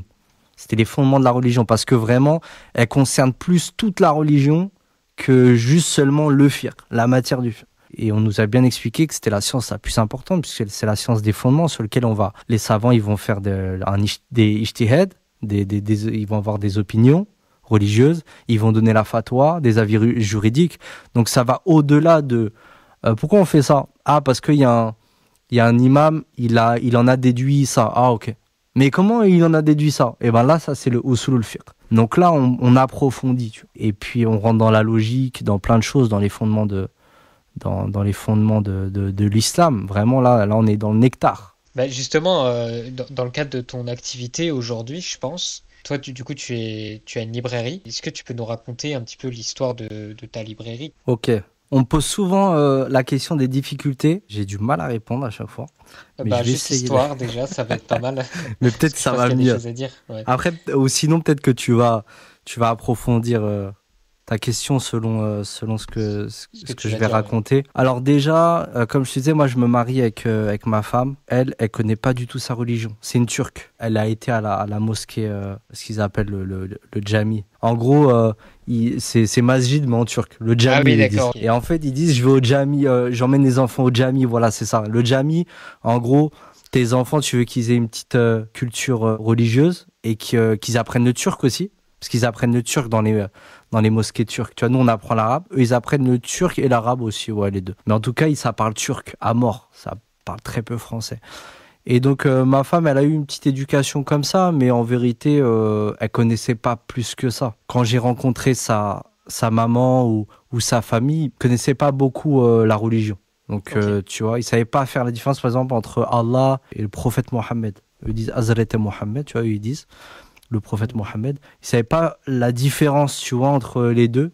Donc, parfois, il peut y avoir un manque de culture religieuse aussi. Nous, on s'est repentis ensemble. Comme je te dis, on s'est mariés directement. On n'a pas cherché à midi à 14 heures. On est allé se marier. On a fait le halal d'abord. Ensuite, on a fait la mairie. Et puis moi, je lui apprenais ce que j'avais appris quand j'avais 17 ans. Donc là, j'ai à peu près 18-19 ans avec ma femme. Et donc, on commence à... Je lui apprends ce que j'ai appris, la prière, les histoires des prophètes. On lit les livres ensemble. Un peu comme beaucoup de couples aussi. Ils vont se reconnaître dans mes propos. Et donc, voilà, on fait ce chemin-là ensemble. On s'inscrit dans des cours à la mosquée ensemble. On fait des pèlerinages à la Mecque ensemble. Moi, à chaque fois que j'étudie, elle est restée un peu plus à la maison en retrait, puisque elle va direct tomber enceinte, tu vois, de notre premier enfant. Donc, elle va rester à la maison. Moi, je vais aller au travail. Et puis, je vais écouter mes cours. Et puis, quand j'ai le temps, je vais à la mosquée. Je passe mes journées dans les cours, dans les livres. Dès que je peux, elle vient avec moi, même enceinte, elle va étudier. Même quand la petite, ensuite, elle arrive, on l'emmène, un bébé comme ça, on va apprendre notre religion à la mosquée. On va acheter plein de livres. Et à l'époque, il n'y avait pas énormément de livres, énormément de librairies musulmanes. Et donc, on a appris comme ça, par la lecture, le fait d'assister à des cours, des séminaires. Comme je te parlais tout à l'heure, des séminaires à la mosquée des Mureaux ou ailleurs. Même ce dont elle participait pas, je lui refaisais le cours. Ouais, du coup, toi, t'intégrais aussi en retransmettant. Exactement. Donc moi, c'est que c'était une révision pour moi. Et donc, on a avancé comme ça. Et puis, quand je travaillais à la Poste, on avait besoin un peu d'argent, parce qu'elle travaillait pas. Donc, on avait besoin d'un peu d'argent supplémentaire. Et comme nous, on était dans les séminaires, les cours, on nous demandait des livres, que ce soit des manuels scolaires langue arabe ou des livres sur le tawhid ou peu importe. Les gens savaient qu'on était tout le temps dans les livres. C'était devenu notre hobby. On faisait pas d'argent, hein. On achetait le livre valait 10 euros, on l'achetait 10 euros, on le redonnait, il nous remboursait les 10 euros et puis voilà, c'est tout, tu vois. C'était du dépannage, ça. C'était de l'entraide, ouais. Et un jour, j'arrive à la mosquée El Beyina et il y a Bilal, Thomas Sibyl, qui est connu. On commence à se connaître, tu vois, à force de venir, je viens souvent. Je vois dans des conférences aussi, quelques fois. Et donc là, il me voit à chaque fois, je prends plein de livres et tout. Il me dit, bah, tu sais quoi, je te fais une remise. Je dis, c'est quoi une remise? Il me dit, bah, là, les livres, ils sont à 10 balles. Je te fais une remise dessus. C'est-à-dire que tu payes un peu moins cher et tu le revends au même prix.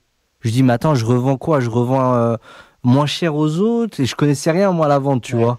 Il voulait vraiment me lancer dans un système de vente, quoi. Il voulait que je vende, tu vois. Et donc, il commence à m'expliquer. Il me dit, écoute, ça tente, voilà, si tu veux et tout. Donc, il me fait ma première remise, j'y vais, bam. Et après, je vois que je commence je gagne de l'argent, en fait. Désormais, je gagne de l'argent, en fait, en faisant ça. Et donc, quand je rentre au CEP, pareil, je ramène des livres. Je rentre à l'Institut Malik Ibn Anas aussi, ce que j'en ai pas parlé. J'ai fait presque 4 ans à l'Institut Malik Ibn Anas. C'est l'école, ce que je te disais, c'était une classe un peu intensive par piston. Il y avait même des imams dans ma classe, tu vois. Il y avait Mehdi Kabir, Eric Younous aussi qui a participé. Ça veut dire que le professeur, c'était vraiment c'est toujours quelqu'un qui a même apporté beaucoup à des prédicateurs comme Rachid El Jai. Voilà, il est spécialisé dans le fiqh malikite et donc bref, voilà, moi je ramenais des livres là-bas aussi et partout où j'allais après, de fil en aiguille, on m'appelle, je vais dans des séminaires, je fais des connaissances avec des frères, je veux des livres à gauche, à droite. Je suis le vendeur à la sauvette. Je deviens le vendeur de livres musulmans à la sauvette. Et donc après, de fil en aiguille, je vais devant la mosquée, je finis ma prière, j'ouvre mon coffre, je présente des livres. Donc j'explique les auteurs, les trucs. Comme moi je suis dans les cours, je connais les auteurs, je connais les contenus. Ouais, tu as déjà un petit réseau à ce moment-là. Ouais, voilà, je deviens le conseiller de vente des livres musulmans, tu vois. Je commence à vendre comme ça. Ma femme, elle reçoit plein de sœurs à la maison. Donc à cette époque-là, la maison, ça devient une mosquée bis. Les gens, ils viennent à mort à la maison. On fait des révisions. Je fais ramener même le caissier de Al Bayina qui est diplômé de Médine. Machallah, c'est un frère incroyable qui m'a enseigné le fiqh comparé de l'université de Médine. Et ouais, chez moi, c'est une plaque tournante. Tu vois, ça commence à être une plaque tournante dans le quartier et tout. C'est connu. Moi, je renseigne ce que j'apprends. Donc, j'enseigne ce que j'apprends dans les cours, la langue arabe, un peu de fiqh, vite fait.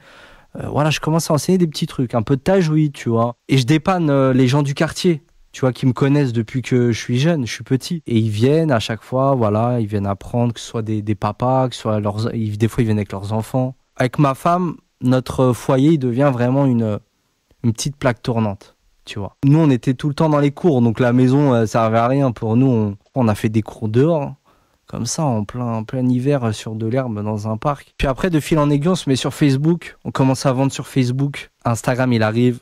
Je dis à ma femme, vas-y, mets-toi dessus. Elle dit, non, je veux pas trop. Ma femme, c'est quelqu'un de très pudique. Elle me dit, non. Je dis, mais vas-y, viens, on se met sur Insta. C'était un peu plus féminin, Instagram, tu vois. Donc c'est pour ça que je lui ai dit, vas-y, exploite et tout. Et après, bam, on se met dessus.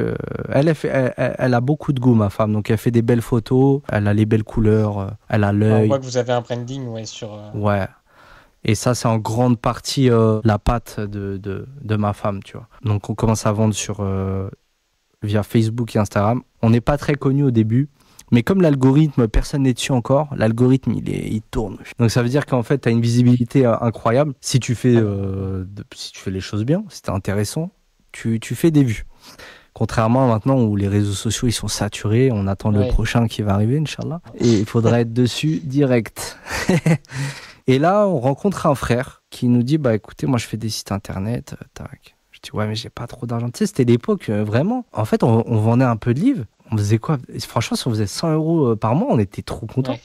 On était trop bien. Et puis, on les dépensait vite fait. Il y avait qu'un salaire à la maison. On pouvait pas investir avec ce qu'on gagnait. Ça passait dans les courses ou dans les factures. Et donc, voilà, il dit, écoutez, voilà, moi, je vous fais 250 euros le site. Il nous fait 250 euros le site. Et là, bam, ça y est. On est plus en train de vendre dans les messages des réseaux sociaux. On a un site internet. Donc, il faut vite un logo. On achète un logo à 20 balles. Pour nous, c'était énorme, 20 balles.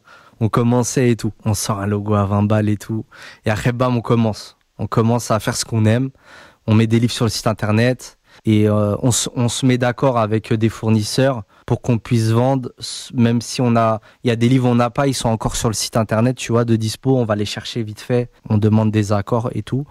Parce qu'il faut pas faire ça sinon, si t'as pas d'accord de la personne. Et donc, on commence à vendre petit à petit. Et puis c'est un petit plus, tu vois, c'est un petit plus. Instagram, il commence à être de plus en plus populaire, on commence à monter en abonnés, petit à petit on fait des rappels et tout. Ça c'est à quelle période? C'est quelles années? 2015, 2016? Ouais, je pense que c'est 2013, 2014. Tu vois, on continue. Mais voilà, on va gagner quoi? On va gagner peut-être 200 balles, 300 balles désormais. Tu vois, ça monte petit à petit. Moi, j'ai connu le business comme ça. Ça veut dire que c'est pas le business où on te dit, ouais, vas-y, demain, tu fais de zéro, tu passes de 0 € à attends. On te vend beaucoup de rêves. Très progressif, ouais. Non, moi, j'ai connu le business que par le biais naturel, comme ça, chaque mois, tu fais un peu plus. Au début, tu peux pas en vivre. Tu peux même pas réinvestir l'argent que tu as fait, parce que tu dois payer des factures. Et après, voilà, de fil en aiguille, ce qui s'est passé, c'est que ma femme fait du bon travail. Nous, on commence à faire des salons. On est dans tous les événements de banlieue parisienne. Parce qu'on n'a pas le choix, on n'a pas de boutique physique, on n'est que en e-commerce, donc on se doit de se faire connaître, d'aller chercher la clientèle. Et ce qui est bien... C'est un bon moyen.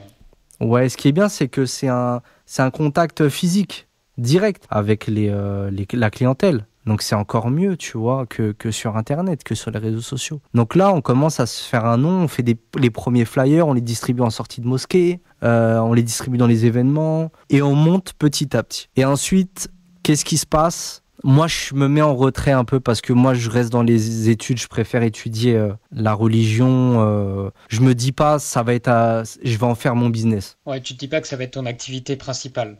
Ouais, je dis pas, j'y pense pas. Et... À ce moment-là, tu as déjà un travail... Déjà, je suis heureux, je vends des livres et tout. Je connais un peu ma religion, j'ai une culture G. Moi, ça me suffit, je suis content, tu vois. Je suis pas gourmand, tu vois, je suis pas gourmand. Et si je suis gourmand, je le fais pour moi. J'apprends, je lis un livre, c'est pour moi, tu vois. Et donc là, on grandit comme ça, on grandit. Et puis, moi, je me mets de plus en plus à l'écart. Je suis à l'Institut Malik Ibn Anas, donc ça veut dire que c'est 9 heures de cours par semaine. Mais on doit mémoriser des livres, on doit mémoriser du Coran, des moutoun, même des shuruh, des explications de livres. On doit mémoriser en arabe, les maîtriser en français. Et le niveau, il est fort. Le niveau, l'explication des livres. Des fois, on refait des livres, on a l'impression on les avait jamais fait, en fait, réellement. Et puis, c'est très intensif. On nous fait lire des livres. Il y a des cercles de lecture, entre guillemets. Ça va à 2000 à l'heure. À l'Institut Malik Ibn Anas, de Stein, ça va à 2000 à l'heure. Et donc, moi, j'ai plus le temps. Et puis, moi, je suis pas un mec business, argent. Moi, si je suis avec ma femme, je suis avec mes enfants, j'ai mon toit, ça se passe bien avec ma famille. Française, Alhamdulillah, je suis très content, tu vois. Et donc là, ça nous faisait un peu d'argent en plus, donc j'étais content aussi, tu vois. Mais ensuite, qu'est-ce qui va se passer? J'ai pris conscience du retard dans les sciences profanes. Vu que j'ai arrêté l'école très tôt, échec scolaire, j'ai rien écouté à l'école. Et pourtant, j'ai des capacités, je pense.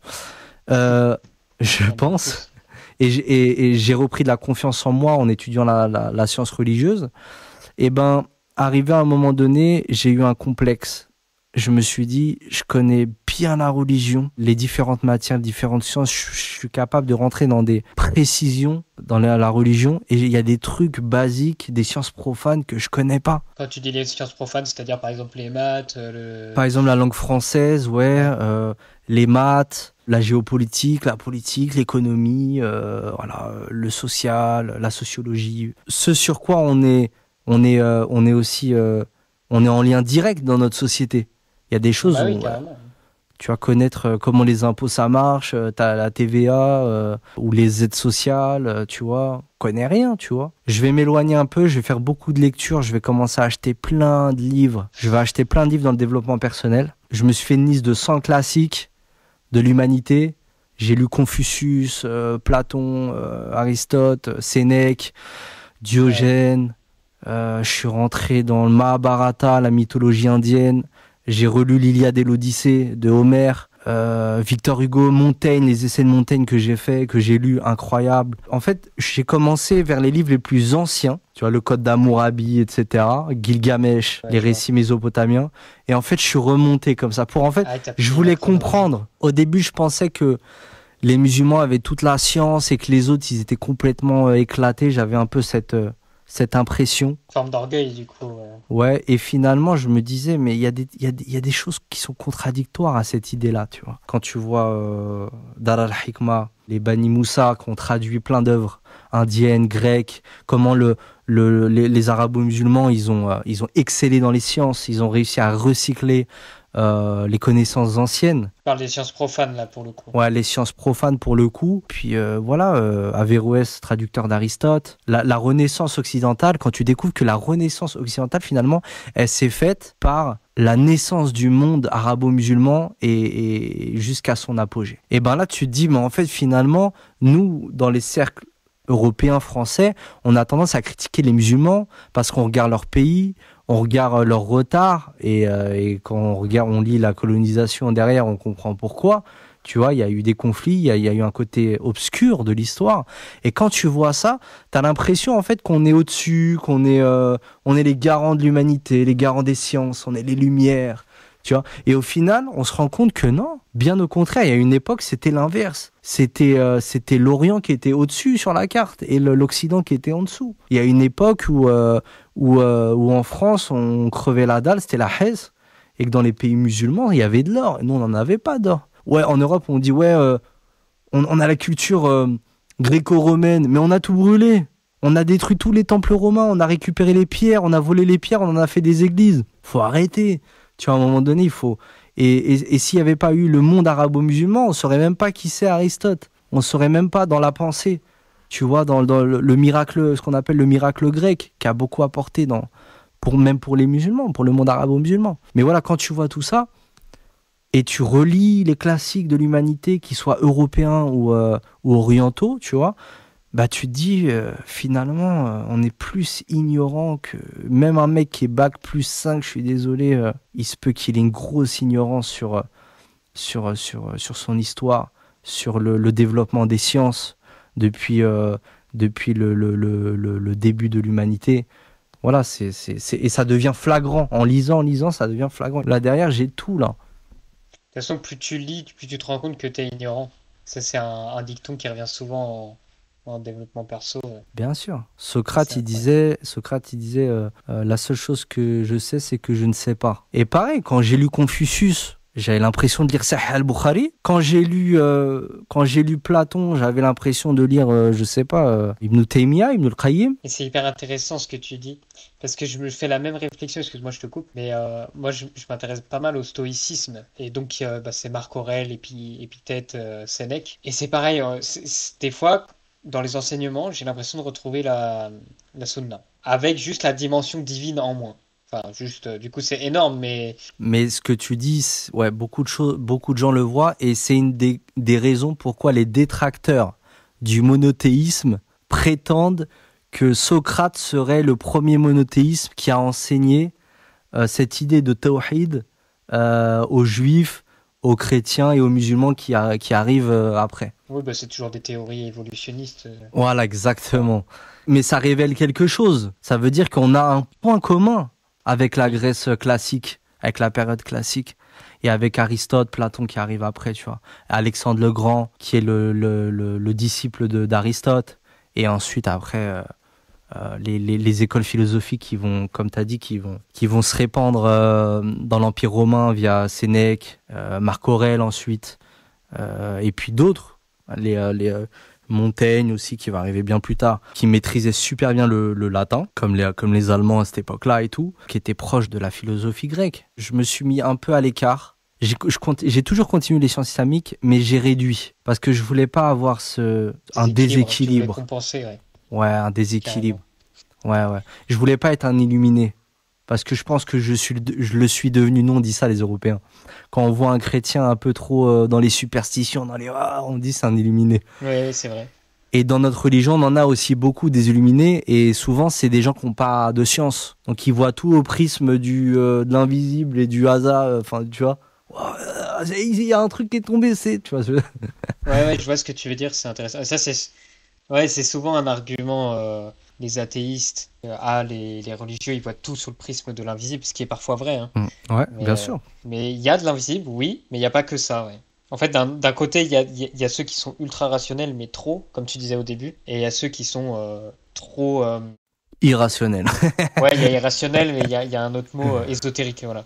Trop Ok. ésotérique. Ouais, Et c'est donc, vrai. alors que c'est un équilibre, et l'islam, justement, Après, appelle attention, parce que à cet équilibre. l'ésotérisme, il peut être très rationnel, hein. Comme René Guénon, si on lit les livres de René Guénon. Que je disais, voilà, c'est que j'ai commencé à lire pas mal de livres dans les sciences profanes. Ce qui m'a beaucoup aidé, c'est que j'avais fait plein de livres dans la Aqida, donc en fait, j'avais des convictions. Ça n'a pas été trop dangereux pour moi, c'est toujours dangereux, mais de m'ouvrir et de lire des fois des choses où je dis c'est à l'opposé de la croyance musulmane.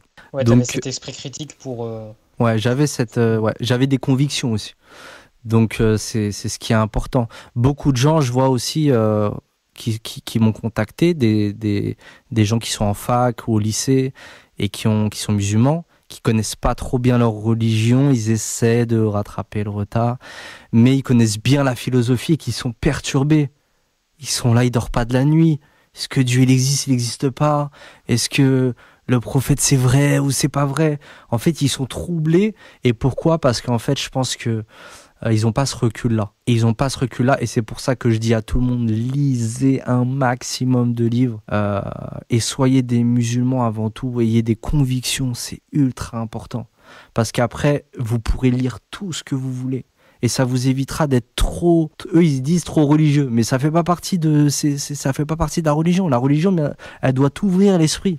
Être fermé, c'est pas être pieux, être Ouais, plus pieux. c'est Donc vrai. plus pieux, pardon. C'est Donc intéressant ça. donc ça, c'est un autre sujet malheureusement, mais bon, ça c'est le manque d'expérience. Moi aussi, je suis passé par là. Je suis passé par des idées farfelues, par des groupes de pensée.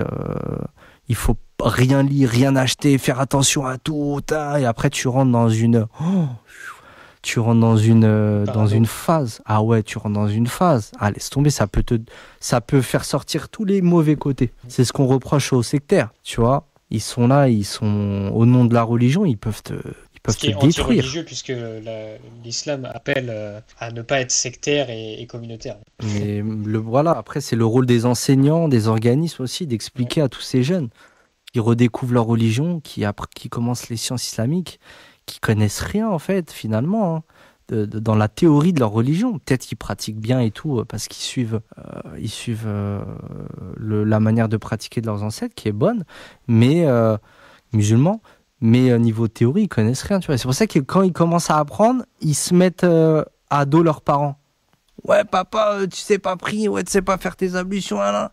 Et après, quand tu étudies, tu te rends compte au final, il y a des divergences, il y a plusieurs méthodes, et Oui. que le gars, il a été influencé par une méthodologie qui vient d'un pays, en Ouais, particulier, carrément. et il croit que c'est le haq, c'est l'islam, il y a que ça. L'islam, c'est que ça, tu vois. Et donc ça, c'est un gros problème aussi auprès de la jeunesse. Mais ça a beaucoup changé, ça a beaucoup Ouais, changé. et c'est intéressant ce que tu dis, parce que ça, j'avais discuté de ça avec un imam, Mm. très, très bien, très, très gentil imam. Et je parlais justement des divergences, parce que moi, je suis converti assez récemment, donc j'ai Ouais, parfois beaucoup de questions. Et des fois, justement, je posais des questions sur des divergences. À un moment, j'étais avec des amis et ils me disaient, ouais, non, faut pas prier après Maghreb, etc., parce que c'est le soleil entre les cornes du diable, etc. Et je voulais vérifier ça. Parce que eux, ils suivent une certaine école de jurisprudence et moi, j'en suis une autre, tu vois. Et donc, je voulais vérifier les sources auprès de cet imam et il m'a dit une phrase qui m'a marqué. Il m'a dit, en fait, les divergences, elles sont pas là pour diviser, elles sont là pour rendre la religion vivante et pour créer de la richesse. Et c'est ça qui crée le débat. Et en fait, la religion, du coup, il n'y a jamais rien qui est acté et qui est fini. En tout cas, sur les points, je parle pas des versets explicites, etc., sur lesquels c'est incontestable. Ça laisse place à la réflexion. Et sans ça, il y aurait moins de réflexion dans la religion. Et je trouve ça très intéressant de dire que les divergences sont là pour rendre la religion vivante et non pour diviser. bah, il y a une anecdote par rapport au fait de prier après le Maghreb. Le grand savant Ibn Hazm, on rapporte qu'un jour, il est arrivé à la mosquée, il était jeune. Il connaissait pas le fiqh, la jurisprudence, etc. Tu vois, c'était un musulman à l'époque de l'Espagne musulmane et tout, il était là. Et c'est un descendant d'Espagnols. Et donc, lui, Ibn Hazm, il est connu, il est arrivé à la mosquée, je crois, si je me trompe pas, avant le Maghreb. Alors, certains, ils vont me corriger en commentaire, hein, mais l'objectif, c'est pas l'authenticité du propos. Peut-être que je peux avoir des problèmes de mémoire. Mais il arrive avant le Maghreb et il veut accomplir une prière. On lui dit non, non, assis-toi, tu pries pas. Parce que, tu vois, après la Hassal, on prie pas, tu vois, Ouais, c'est ça. jusqu'au Maghreb. Et lui, il est là, ok, vas-y, bon, je m'assois et tout. Bonne volonté et tout.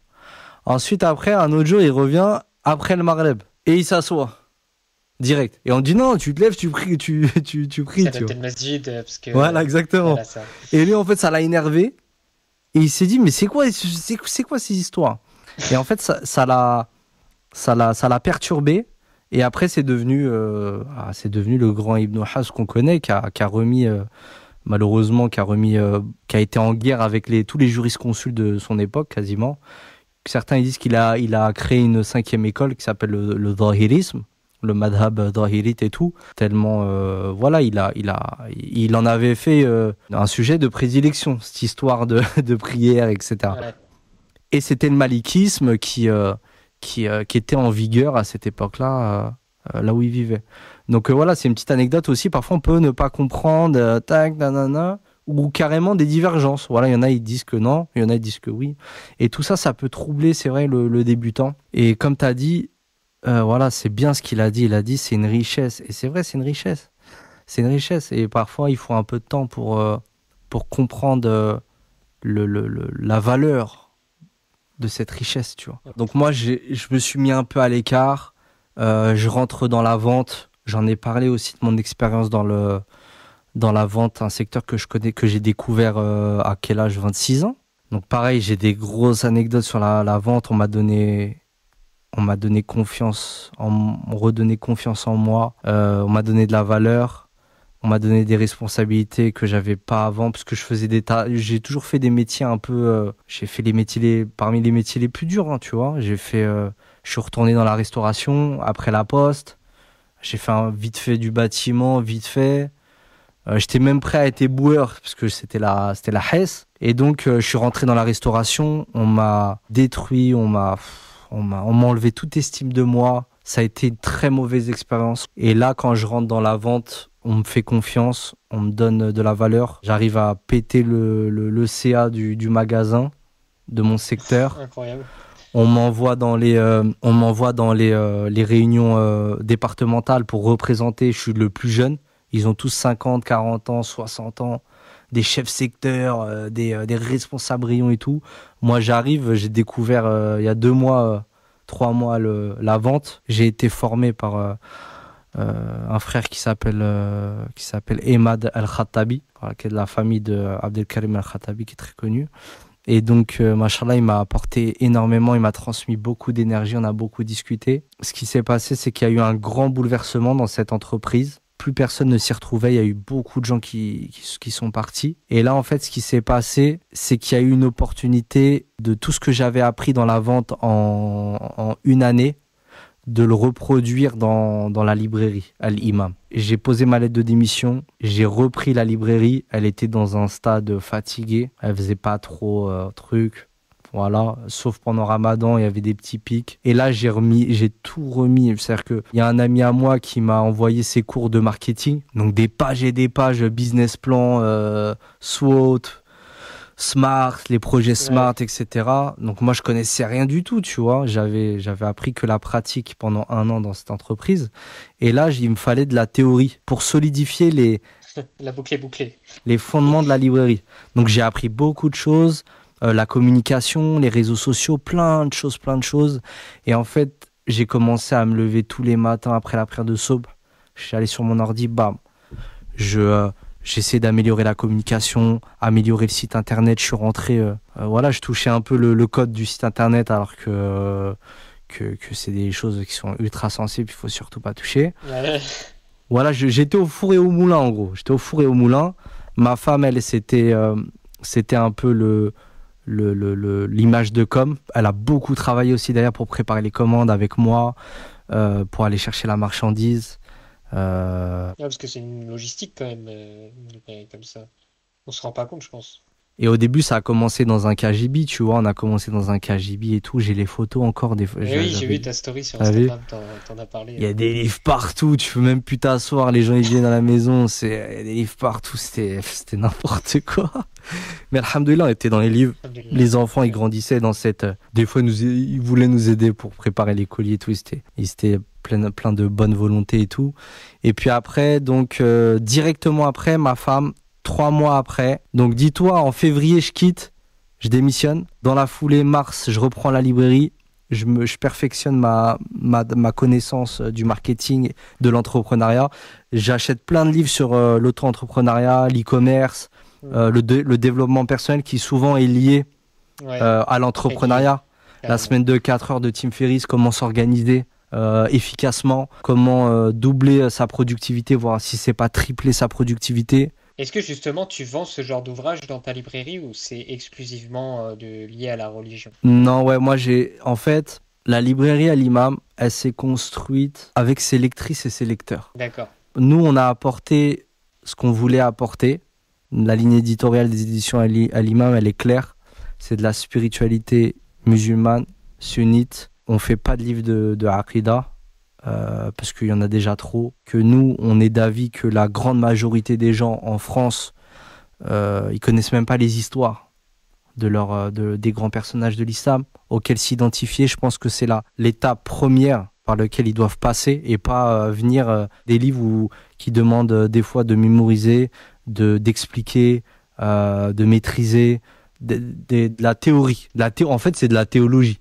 Donc nous, on a D'accord, oui. voulu faire du spirituel, du récit, des récits, de l'histoire à la limite du tahrir, du spirituel. On a fait les citadelles du musulman, on a fait 99 ans Mm. d'Allah. On a essayé d'accompagner les gens comme nous, on aurait aimé qu'on nous accompagne quand on Ouais. a commencé. En fait, ça a été vraiment sincère. La ligne éditoriale, elle a été sincère. Elle nous a toujours représenté, nous, dans nos débuts. Ce qu'on avait besoin, ce qu'on n'a pas eu, ou bien ce qu'on a eu, et qui nous a profité dans notre phase d'apprentissage. Et d'ailleurs, il y a une autre interview qui va sortir là, fin du mois, dans un média, et j'en parle également de ça. Je parle de ce moment-là, plus en détail, sur la ligne éditoriale. Et aussi, on voulait pas faire de fier aussi. Parce qu'on voulait pas imposer un avis sur un autre. On voulait laisser les gens libres, qu'un Hanbalite, il peut venir et lire le livre. Ça, c'est intéressant. En fait, c'est très inclusif du coup. C'est Voilà, inclusif et c'est accessible à tous. ouais, moi j'ai essayé de toucher un maximum de monde. C'était mon but. Comme quand j'étais chez moi, les gens ils venaient, il y en a, ils étaient musulmans depuis 30 ans, 40 ans, ils connaissaient rien de la religion. On reprenait les bases, tu vois.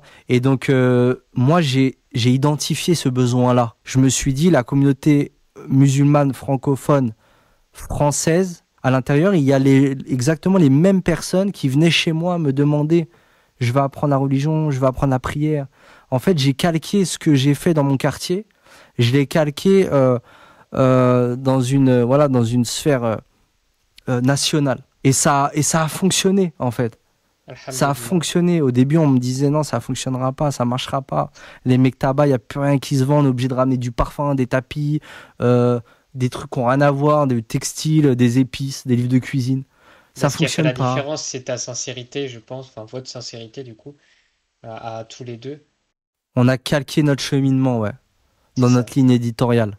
Et on est toujours resté sur cette ligne éditoriale-là. On n'infantilise pas la communauté musulmane. On voit que les musulmans, ils ont évolué depuis notre époque et nous on apprenait, on était dans les sciences islamiques et tout, et aussi depuis l'époque où on a commencé, qui est arrivé bien après. Donc on a vu toute cette évolution de la communauté musulmane francophone, et donc on l'a pris en compte dans l'évolution, l'adaptation de notre ligne éditoriale. Et c'est pour ça qu'on est encore là aujourd'hui. On est encore là aujourd'hui, on fonctionne bien. Maintenant, on est international, on est partout. On est en Afrique, Canada, Belgique, Trop bien. on est partout. On a commencé avec un titre, un livre souple, qui nous a pas coûté très cher, qu'on a payé en plusieurs fois. Et maintenant, on est à 30 titres, ou je sais plus combien. On fait les livres qui coûtent les plus chers sur le marché. On fait du beau livre. On a suivi le modèle anglo-saxon dans les belles couvertures de livres. Les belles couleurs, les belles typos, le jaspage. On est un des premiers à avoir fait le jaspage. C'est quoi le jaspage? Jaspage, c'est les feuilles, tu sais, le côté des feuilles, dessinées en couleur et tout.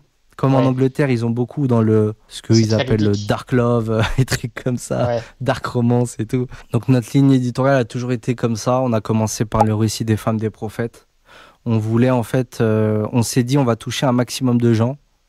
Et on s'est rendu compte, on a regardé les statistiques de notre site internet et on a vu que 92% des clients étaient des femmes. Et donc on a voulu répondre tout simplement un besoin. à la demande en fait. On a répondu tout simplement à la demande. Et on regardait les retours, ce que les gens demandaient, etc.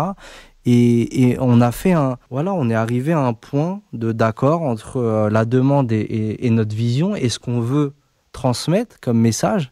Et puis ça a été les éditions à l'imam, c'est ce qui est devenu les éditions à l'imam. Et donc comme je te dis, au mois de mars, je reprends la librairie, je refais tout, je peaufine le site internet, l'aspect marketing, tout. Et en juin, ma femme, chez un fournisseur, elle regarde les livres, des livres, des beaux livres, il y avait des beaux livres et tout, je sais plus c'était quelle édition. Et elle me dit, nous on devrait sortir des livres comme ça et tout. On devrait faire la même chose, on devrait se mettre là-dedans et tout. Il y a beaucoup de demandes et tout. Et on serait utile là-dedans. Et moi, j'étais pas prêt. Je venais de quitter mon taf. J'ai repris la librairie. Elle commence à monter. Tu sais, il y a le ramadan qui arrive. C'était mars. Donc le ramadan, je sais plus, il devait être en mai. Donc, il y a un pic. Il y a un pic sur le site internet. On fait un petit chiffre et tout. On est content. On est satisfait. Et là, à la fin après l'Aïd, la période la plus calme pour le livre musulman en tout cas, elle me lance ouais, il faut qu'on fasse ça. Je lui dis mais attends, on fait les choses de petit à petit, tu vois. Et après j'ai quand même pris en compte ce qu'elle m'a dit et j'étais à une période où je travaillais du matin au soir. Donc j'avais le temps. Et donc là je commence à écrire l'édition, la ligne éditoriale, les valeurs sur lesquelles on veut éditer des livres. Et donc je commence à écrire, je commence à réfléchir. Moi j'aimais beaucoup Disney. J'ai été bercé par Disney quand j'étais jeune, Warner, les studios Warner. Donc je me suis dit, non, il nous faut, pour notre premier livre, il nous faut une couverture Walt Disney. Je veux du Disney, tu vois. Un truc incroyable. Un truc dans l'esprit, tu veux dire?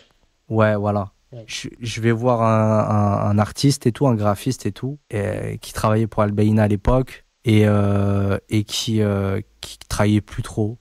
Il faisait plus trop de couverture de livres. Donc quand j'ai contacté, il me dit non, moi je veux plus faire ça. Je veux faire autre chose. J'en ai un peu marre. Et je pense qu'il voulait faire des choses qui le représentent un peu plus. Tu vois, quand tu es graphiste, tu dois respecter la ligne éditoriale de ton client.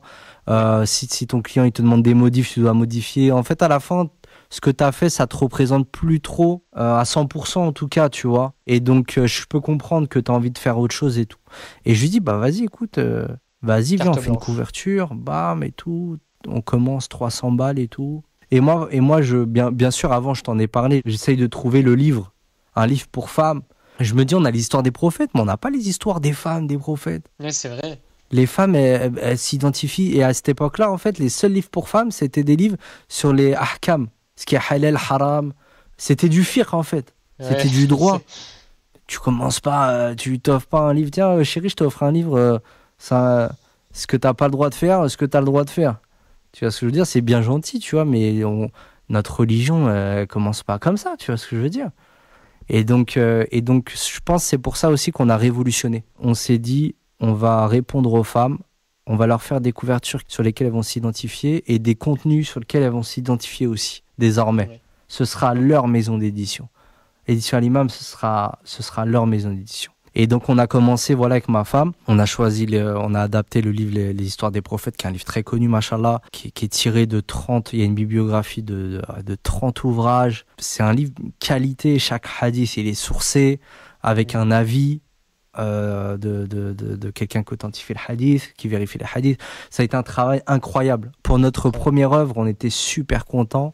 Le livre, il s'est fait en 1 mois. En 1 mois, on a finalisé le livre. Ouais, on a imprimé le premier tirage de 1000 ou 1500 exemplaires. On a été accompagné par Thomas Civil, incroyable, que à chaque interview, je parle de lui.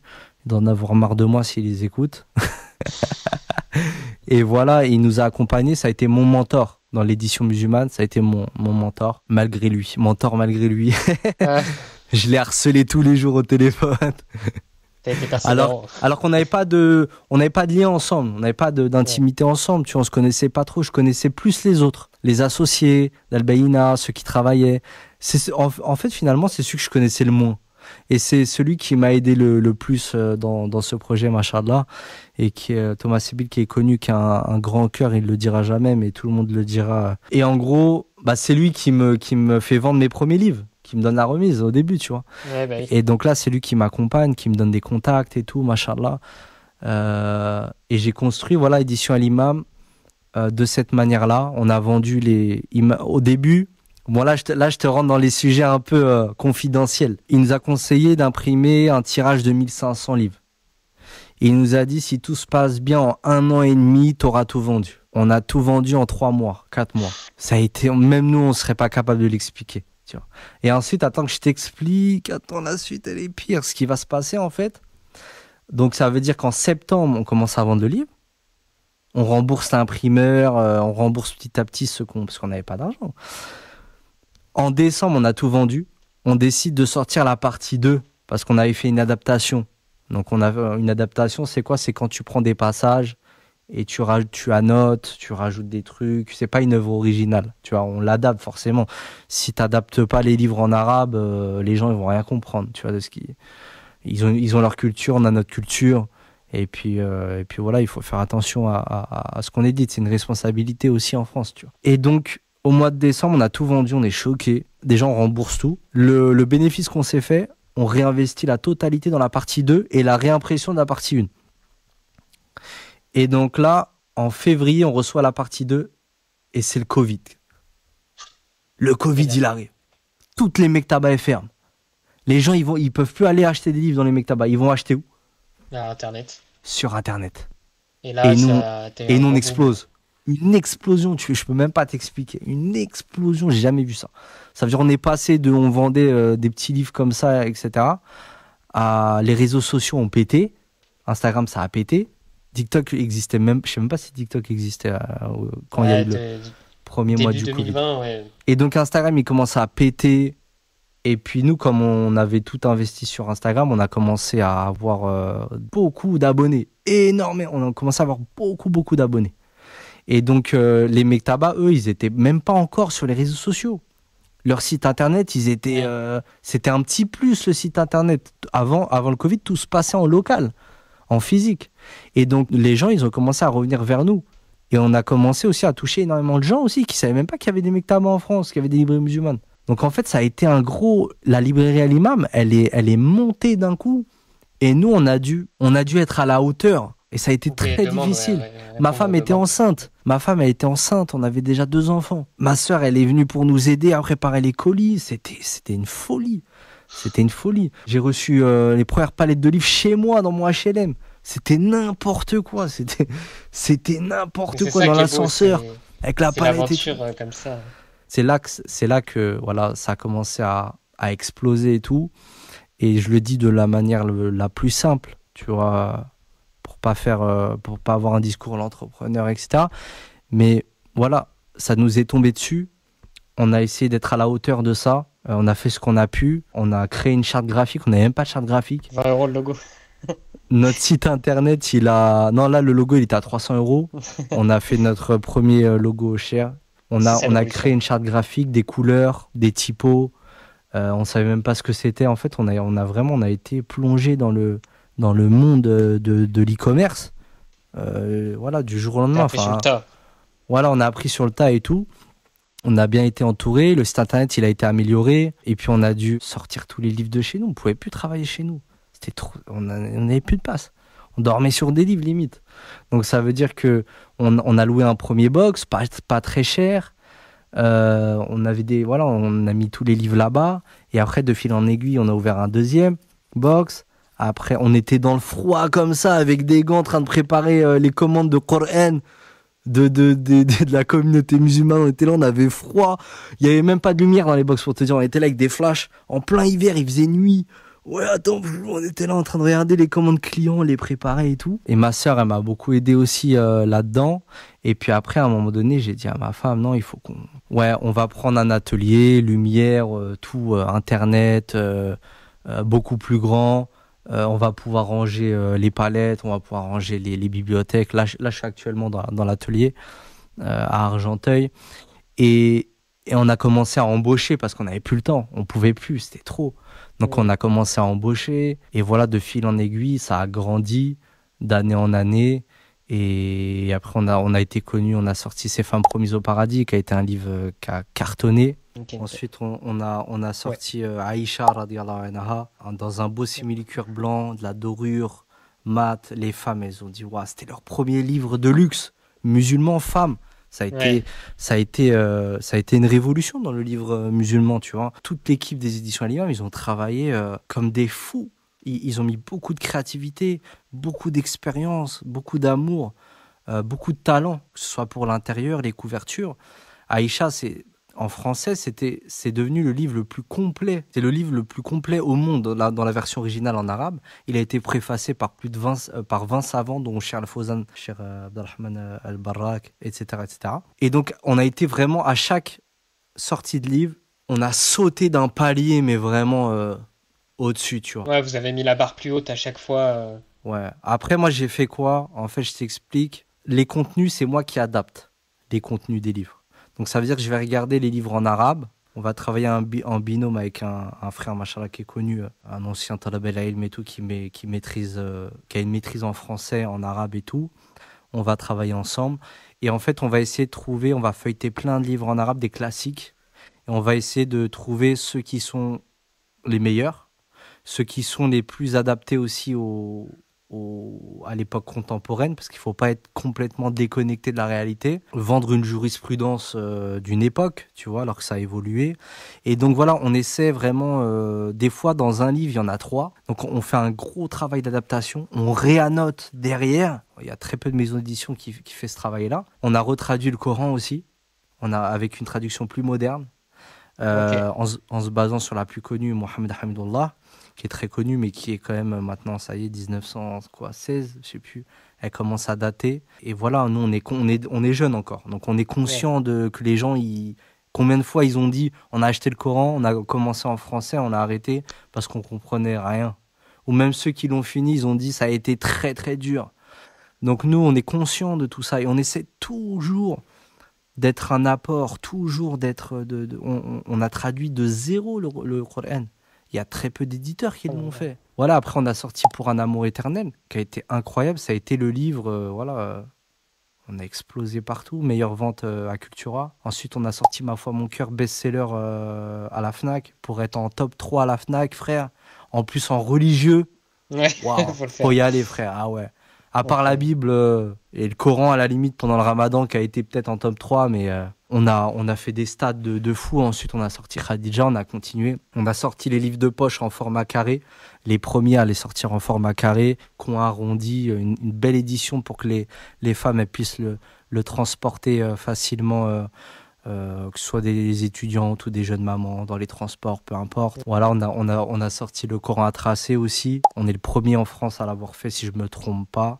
En tout cas, on a été le premier distributeur du Coran à tracer qui était en une édition anglaise. On l'a reproduit, mais en version française, dans une édition incroyable. On a atteint un niveau artistique avec ce livre-là. C'est magnifique, il est très connu. Et donc voilà, on a continué. Là, on est sur d'autres projets incroyables. Et voilà, après, si tu as des questions. Non, c'est incroyable. Je pense que c'est très formateur. Nous, juste pour recontextualiser aussi notre ligne éditoriale sur la chaîne, on parle d'hygiène de vie, on parle de religion, on parle d'entrepreneuriat aussi. Donc, je pense que ça peut parler aussi à ceux qui nous écoutent, celles et ceux qui nous écoutent. Donc, non, c'est hyper riche, c'est complet. Merci beaucoup pour ton temps et ton partage. J'avais une dernière question. Cette librairie, justement, elle a été fondée sur un besoin de la communauté musulmane. Vous avez su identifier un besoin, notamment auprès des femmes musulmanes, dans le livre, etc. Et, euh, et je voulais savoir ton point de vue aujourd'hui sur la communauté musulmane. Qu'est-ce que tu penses qu'elle a besoin pour l'élever spirituellement, pour que les musulmans soient d'encore meilleurs musulmans? Qu'est-ce que selon toi, nous, les musulmans, on a besoin de travailler qu'est-ce qu'on a besoin d'avoir dans notre communauté? Les choses, elles sont simples. Je pense que il faut qu'on ait une formation religieuse. Il faut pas qu'elle se transforme. Il faut faire attention, veiller à ne pas qu'on se transforme en des animaux sectaires, fanatiques. Il faut vraiment qu'on soit équilibré dans notre démarche. Et machallah, les musulmans, ils sont très. Je suis beaucoup admiratif des musulmans, parce que là, si on écoute mon parcours, on pourrait se dire que j'ai commencé ma vie avec beaucoup de lacunes. Et donc, je suis très admiratif de ceux qui ont fait des études. Et je leur dis aussi, il y a des études, des connaissances dans les sciences profanes. Et essayez de voir les convergences. Soyez passionnés, en fait, par l'apprentissage de la lecture. Soyez pas, ne vous dites pas que il y a la religion et il n'y a pas la religion. Et tout s'oppose.